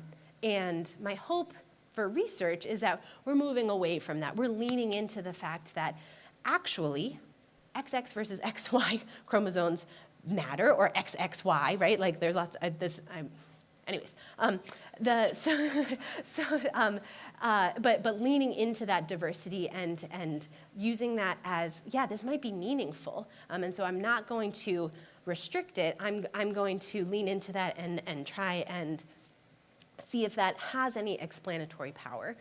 Is a shift that I hope research continues to make. I think we're better than we were. I think we've got a long way to go. Thank you. Yeah.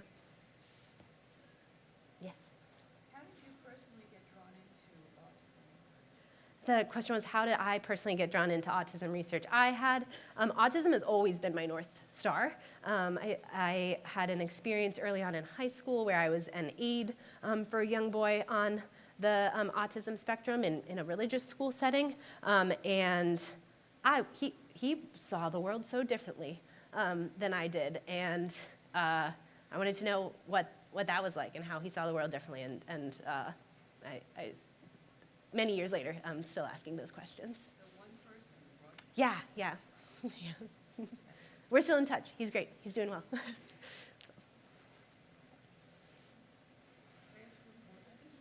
Yeah. have you used him in your research studies? No. We've not connected over research before. Not been interested, or? It just hasn't come up. I kind of kept that as more of a personal relationship. Yeah. Any other questions? Or a statement. Thank you for what you do. Thank you so much. Yes. Are people who are involved in research, I know they are trying to, but what's, I guess would be an overall status of studies of women in autism, girls in autism, because I have a daughter with autism, and their representation as far as, how it's coming. Yeah. Question was about. Starting to get any, more information on that. Yep. Question was generally about girls in autism research, women in autism research, non-males in autism research, and the overall state. Where are we at? Good, bad, ugly. Am I getting that right?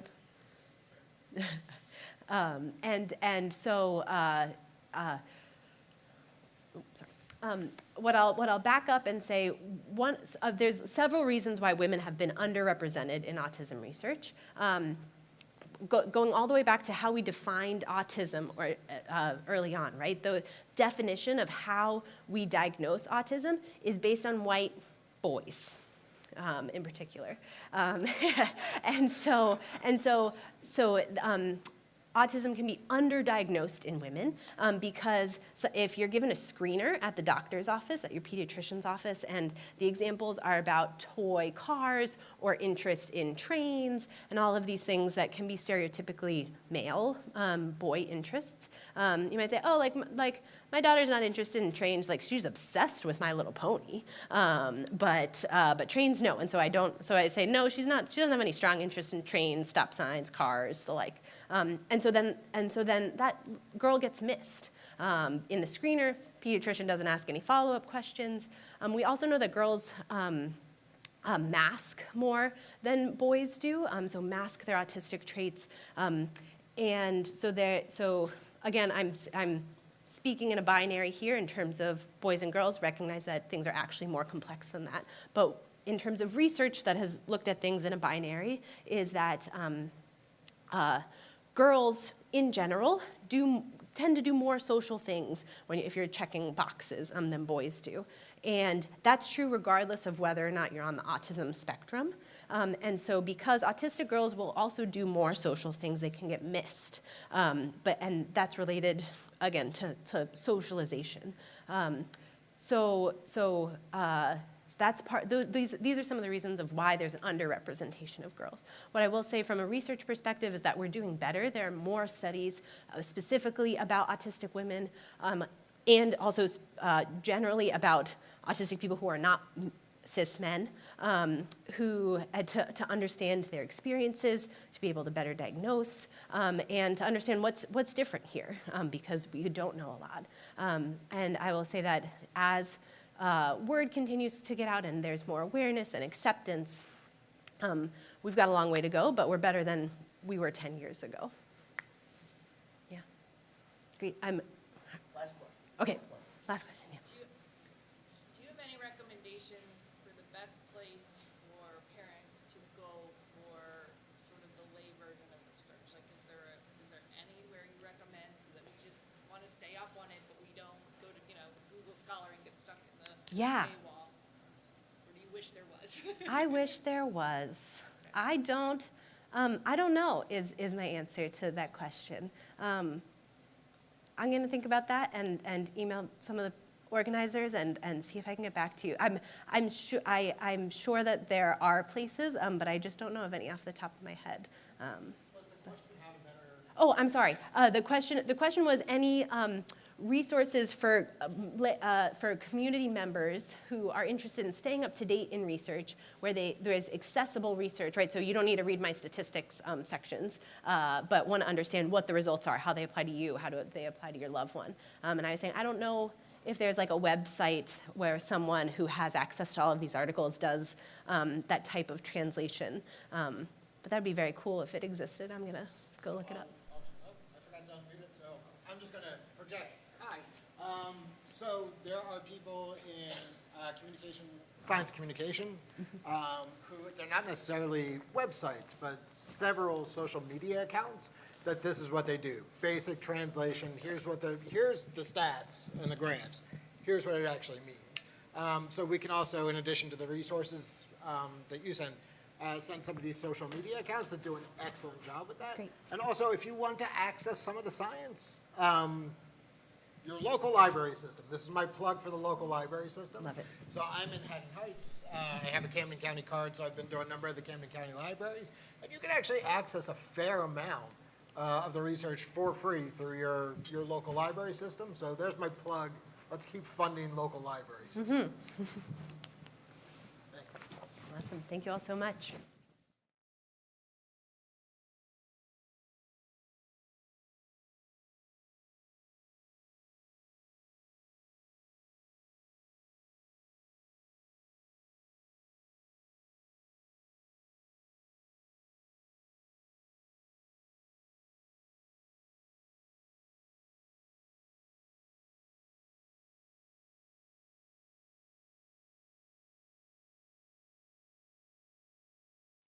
I'm Pastor Cricket. I'm one of the pastors here at Haddonfield United Methodist Church, and I have the pleasure of being the staff liaison for our Diversibility team, and I was on the Bridges team who put together the conference for today. We are going to have lunch, and the resource fair is starting in just a few moments, but I did want to make a plug because I know a lot of you are parents or caregivers or family members to children or adult children that are on the autism spectrum. And we are launching a support group for caregivers right here at the church. We're going to do it virtually, though, via Zoom.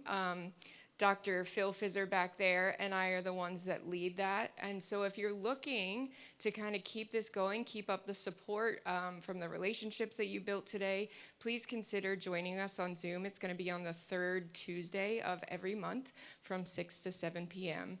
And you can come see me for more information or come see Phil for more information, or you can email the church and we'll get you the Zoom link.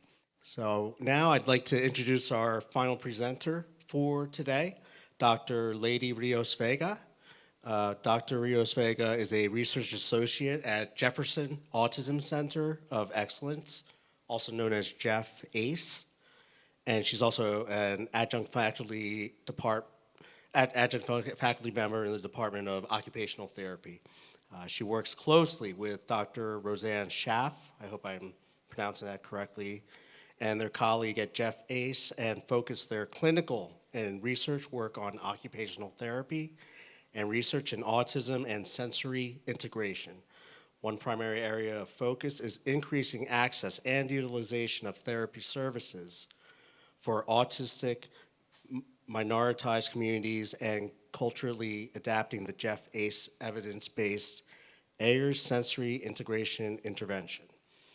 Her focus has been on the Hispanic and Latinx community, as well as the Black and African American communities, and research based on community engagement.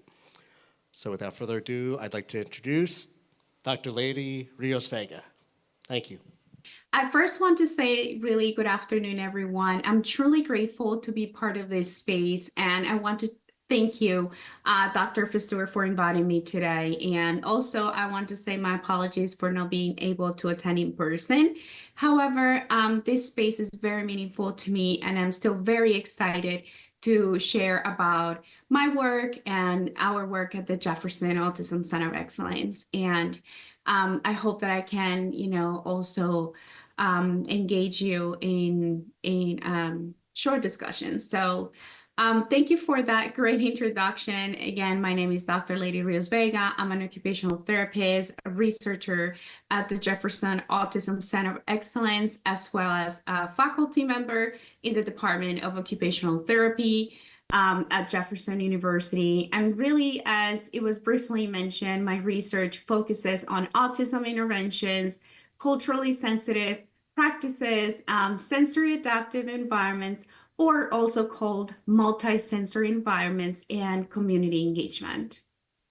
I also wanted to share that before I transitioned into research at Jefferson, I worked as a therapist in early intervention in Pennsylvania, in New Jersey, visiting families in their homes. So really this experience not only allowed me to grow professionally, but I was also able to witness significant disparities in access to and utilization of services, particularly those related to therapy for autistic individuals and their families, or neurodiverse individuals. And also these experiences deeply motivated me to advocate for all the communities and really try to contribute to the systemic changes for better outcomes. So before I talk more about our work, I wanted to take the opportunity to share a little bit about our center and what we do. So really, the JFACE focuses on improving the lives of those with autism and neurodiverse across the lifespan through high-impact research.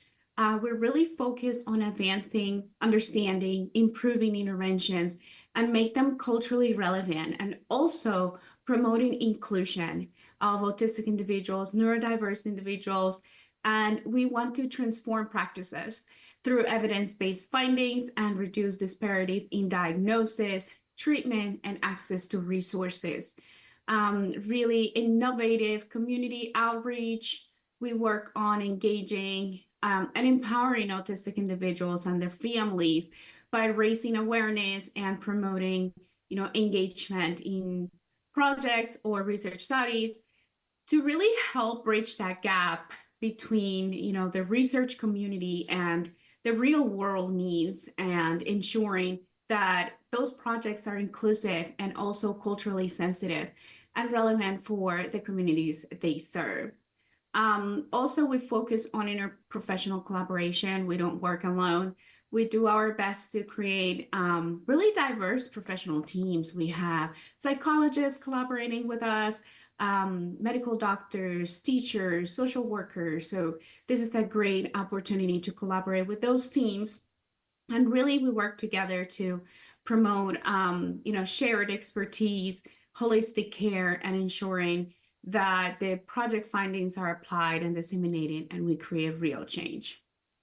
And lastly, we look into forward-thinking education, and this involves education about autism, neurodiversity, utilizing the most updated evidence, and in a way that also meets the diverse learning styles. We focus a lot on a strengths-based approach, the use of different technologies, and also ongoing learning to improve education. So as you might have noticed, I'm using identity first language, and I will continue to do so in this presentation in line with the current research on language preferences within the autism community, where a recent United States survey found that 87% of autistic adults prefer identity first language, as well as those 87%, identity first language embraces all aspects of one's identity. And the survey also highlighted that language preferences can vary based on personal experience and cultural context. Additionally, 62% of the respondents reported feeling more empowered when using identity first language. Thank you. So before we start, we're going to have a brief touch base or conversation about culture. And I'm just curious, and I don't know how we can make it work. Like, how do you think you define culture? What do you think culture is? Maybe what elements do you think that play a role in shaping culture?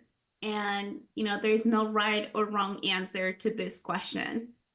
Culture is usually defined as a changing system of beliefs and values that are shaped by our interaction with other people, by the media, technology, and socioeconomic factors. And individuals can really vary within cultures and are shaped by their own family cultures. So you can be part of a larger cultural group and have your family's culture, but you also have your personal beliefs, values, cultures that make you unique. Also, culture is dynamic. There's no size fits all theory, model, process, and really does influence communication. So it might seem like a basic concept, like, culture, but it really plays a crucial role in building strong relationships with people, and it strongly relates to successful results in interventions. And I'm not sure if this is easy to see, but I just wanted to share this iceberg. It's like the iceberg analogy, and this was created by Edward Holt, that suggests that culture is very similar to an iceberg, where you can usually see 10%, like the top of the iceberg, at some point in life. But really, most of it, or the large part of it, is hidden beneath the surface. So similarly, we can see the cultural components above the surface, such as foods, language, festivals, music, that are part of a culture.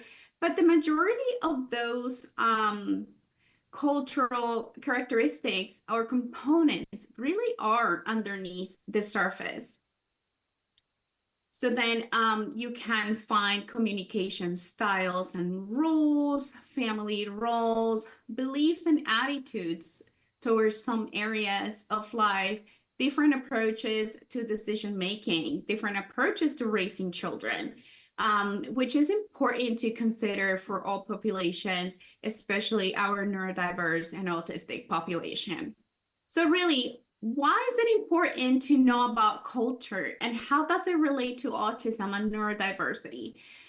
This is because we find a lot of disparities in culturally diverse, autistic, and neurodiverse communities and minorities. We have learned that minoritized families of autistic children receive an autism diagnosis years later compared to children from other backgrounds. And these families face significant delays in accessing and starting autism interventions. And this includes therapy. And disparities lead to higher medical costs, lower quality life, and increased caregiver stress. Also, minority families and autistic adults struggle to find interventions that are culturally sensitive to their needs. Some autism materials provided to the families are not often developed using simple language, native language, or aligned with cultural values. And autistic persons and ethnic minorities are really underrepresented in autism research, which worsen these challenges. But really, how do we support these communities? So some of the efforts to support these communities start with research. And by studying the challenges in accessing and using diagnostic services, we can raise awareness, we can communicate effectively, we can change, we can implement meaningful changes. We also focus on conducting research with diverse racial and ethnic groups, as well as other minoritized communities. So it is important to include diverse, racially, ethnic, minority, autistic, and neurodiverse groups in projects or research. Additionally, really, we try to prioritize research conducted in collaboration with the community.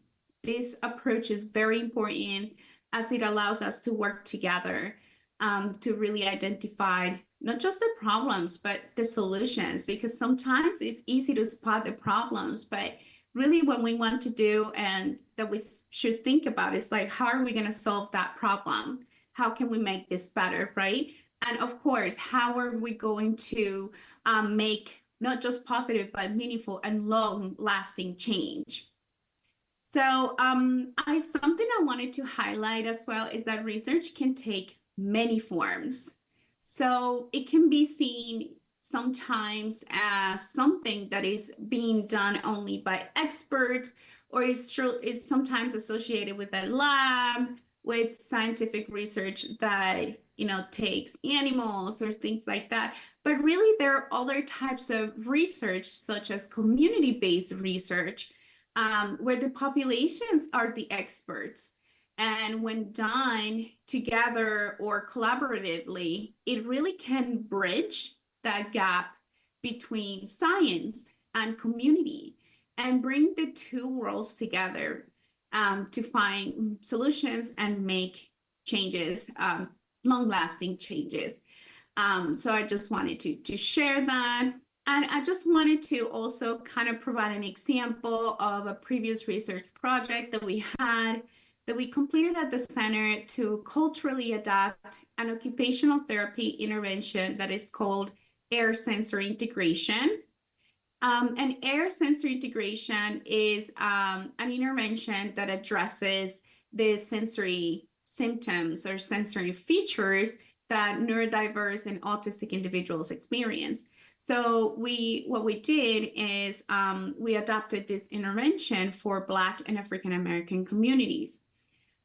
This was completed in the Philadelphia area, and we had parents and caregivers of autistic individuals collaborate with us. We had autism experts and therapists share really their experiences. So we wanted to learn about their challenges and facilitators to access therapy, especially for this community. And as I mentioned before, we wanted to adapt the manualized protocol of occupational therapy using air sensory integration for this population.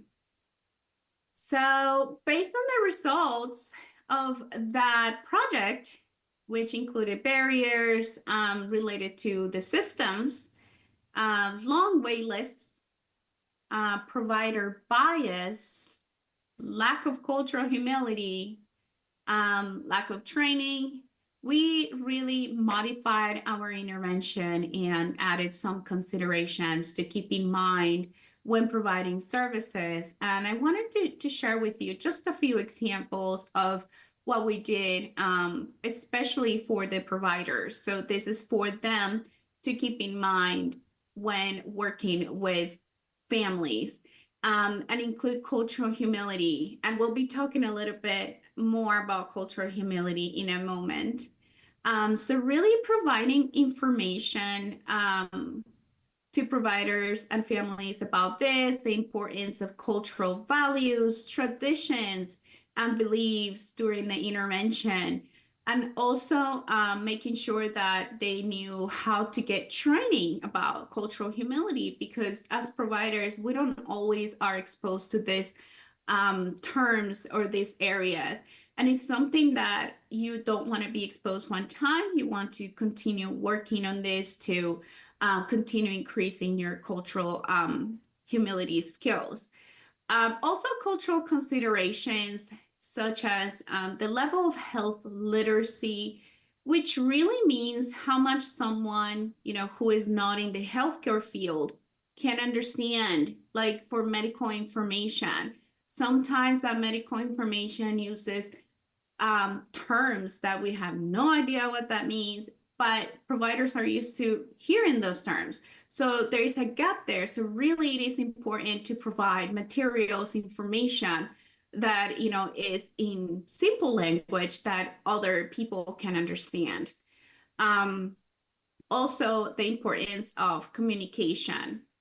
So communication is, as you might know, very important for, to achieve goals, to have therapeutic relationship and close collaboration with caregivers.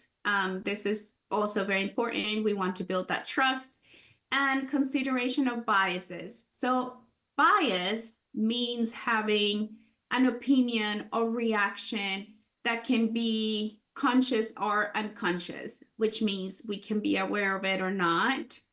And it's about something or someone, often without realizing it or meaning it.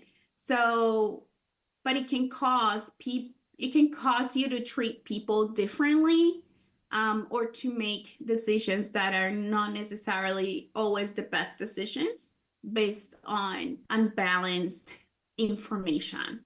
So I just wanted to clarify that we all have biases, but it is very important to be aware of them, to be conscious of them and say, okay, this might be biased because I learned this because of TV or because of my previous experience, and really consider the situation versus, previous experiences, or really evaluate where that thought or belief came from.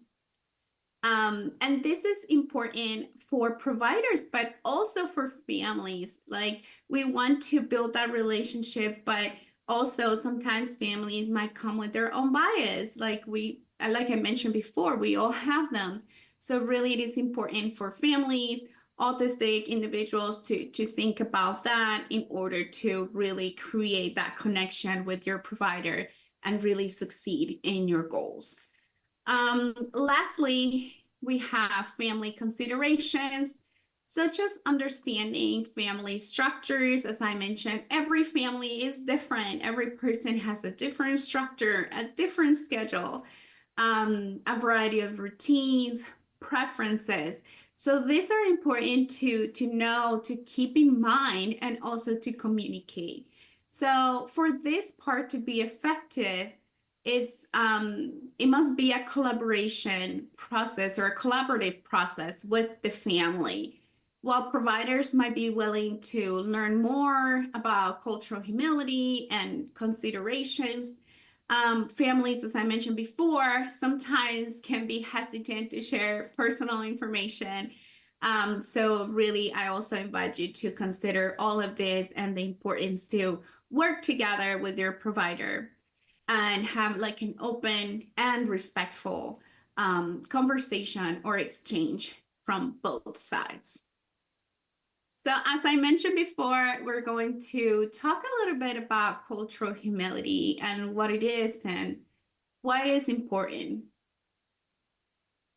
So cultural humility is rooted in the concept that all humans are diverse from each other in some way. There's no two of you, right? But still, or yet, we're part of a global community. Also, cultural humility says that all humans naturally care for others, and that all humans have equal value. Also, cultural humility sees that cultural conflict is a normal and expected part of life, and that we are all lifelong learners. So it really is a process in which we try to understand how different factors or experiences in our life influence our views and interactions with others. And as I mentioned before, this could be influenced by previous experiences, family, friends, TV, politics, and others. So really, cultural humility is about staying open and respectful about others when learning about, their preferences and working with people from diverse backgrounds. It really starts with reflecting about yourself. Like, what are my own biases and assumptions and why? And really recognize that we all have them, and it's about expanding your learning, your understanding, your knowledge of different cultures but also always being open to learn more and just be curious versus judgmental, right? And really participating in respectful conversations, and don't be afraid to ask questions as long as they are thoughtful questions that in the process of exploring, and become aware that diversity is all around you, is all around us. And you know how that happens, those interactions can shape how you think and how you act and how successful you can be. So as part of the study, we also learned that while providers, including therapists, would benefit in this process, it is also something that families, individuals, including those from, you know, diverse backgrounds, neurodiverse, autistic individuals, and communities would also benefit in participating to increase communication and relationships. So if you're more interested about cultural humility, you can search cultural humility, maybe dive deeper into this, maybe search a training, or you can feel free to reach out to me and I'll be happy to share materials and information about cultural humility. And I'll be providing my contact information at the end of this presentation. Another project I wanted to share with you that we're currently working on is called Testing Design Thinking to Engage Hispanic and Latino Families of Autistic Children in Research.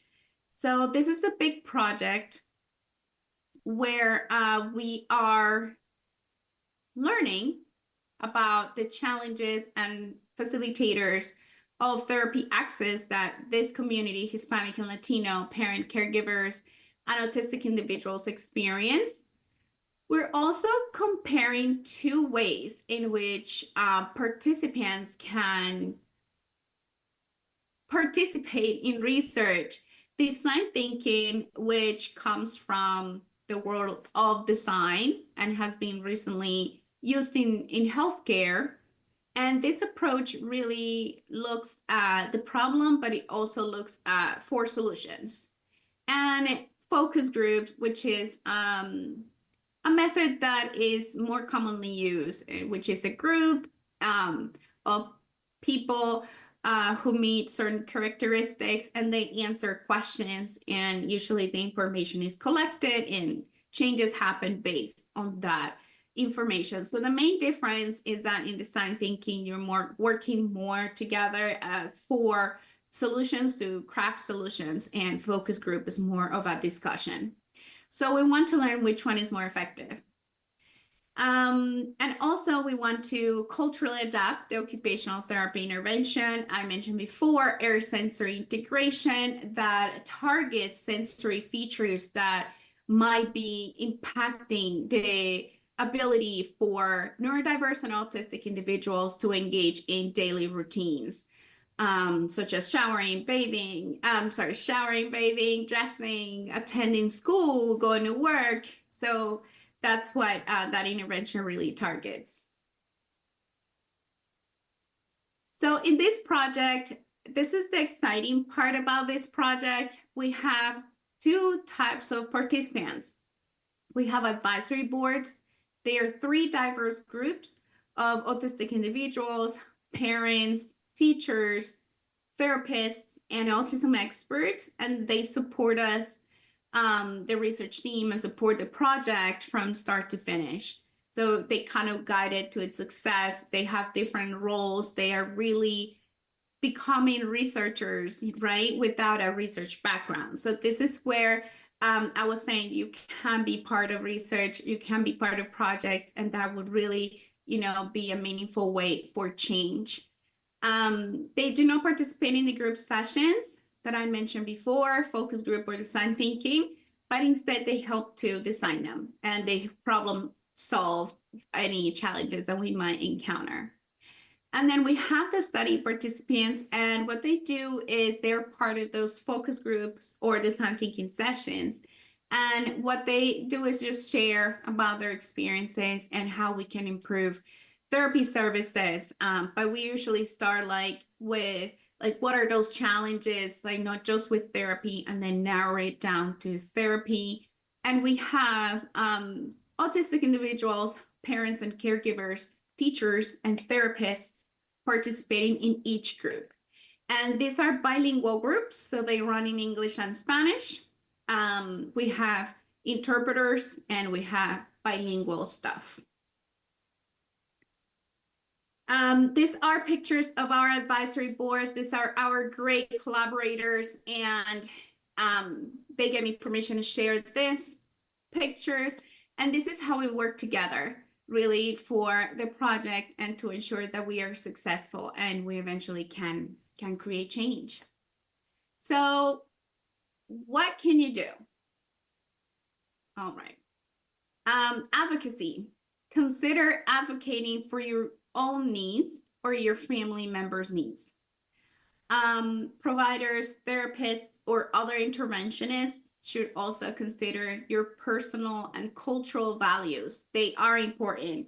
You don't need to always adapt to the system. The system can also adapt to your needs.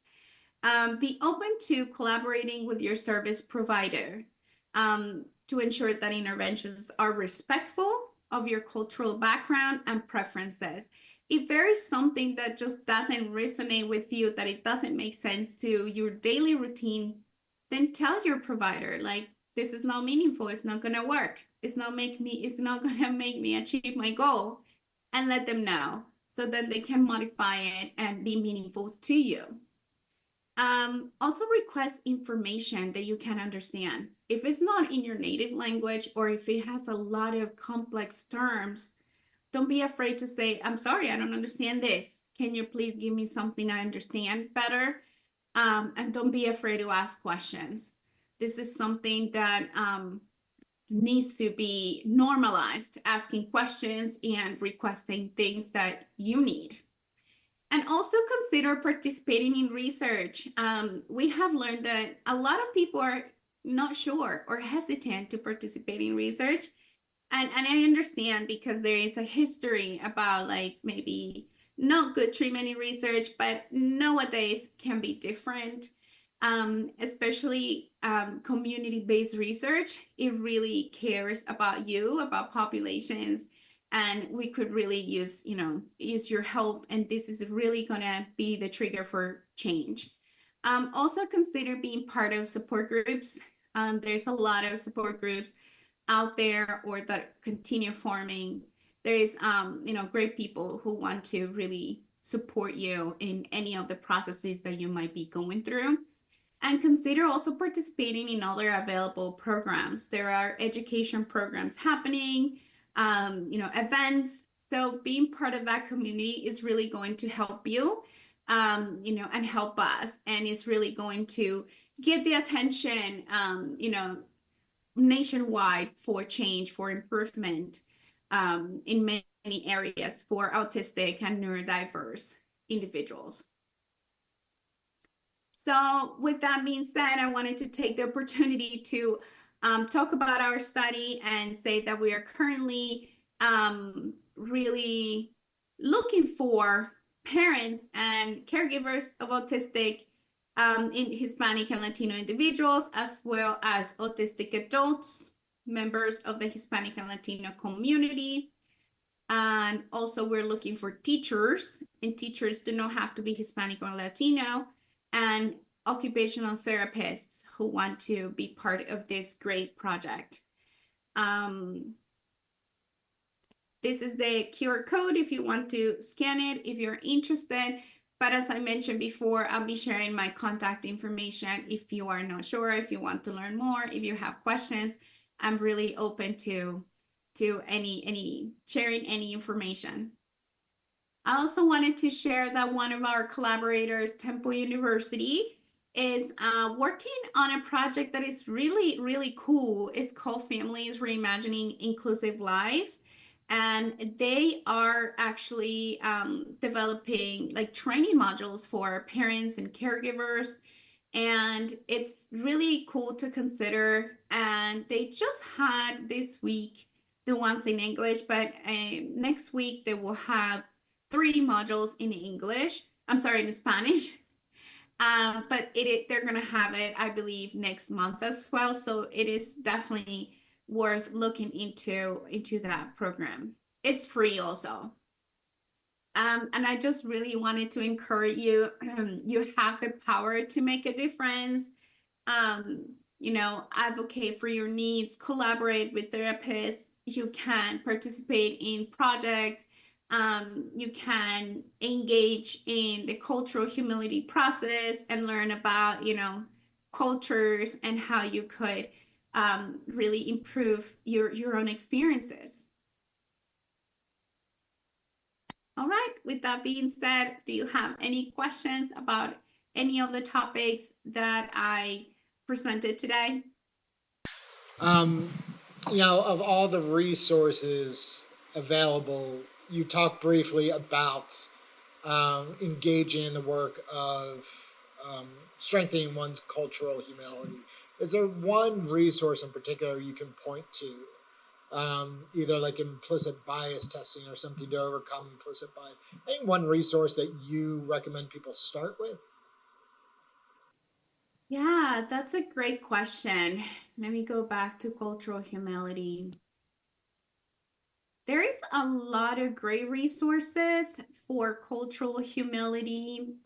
There are resources that are developed particularly for providers, and you know, I'd be happy to share some of those resources. I know Dr. Cynthia Foronda, she is a nurse practitioner from the University of Miami, I believe. She has a lot of great resources, and she has a survey. It's very short, in which you can, you know, yourself, you can answer the questions, and there is also, you know, the answer key, and you can look at your score and see which areas you could improve for cultural humility. But there are also, you know, other great tools out there to check on bias, maybe cultural humility for 101 if it's the first time that you hear about it. And I don't have all the names right now, but what I can do, I'll be happy to share with you in a follow-up email. And if you want to share with, you know, groups or the participants that, you know, are in the conference, that would be great too. Yeah, but definitely is something, you know, worth to look into. This is cultural humility is different from cultural competence. So I know that term is also out there, but you know, the main difference is that cultural competence really looks into, let's learn more about different cultures. And the more you learn about different cultures, the more competent you are. And cultural humility really looks into, let's look at the different cultures, but also trying to understand, you know, that each person within that culture is different, has its own culture, and that things change. And, you know, there's, that's why it's a lifelong process, and really kind of working around their culture, their preferences versus having, you know, a preset understanding of a culture. Thank you, everyone.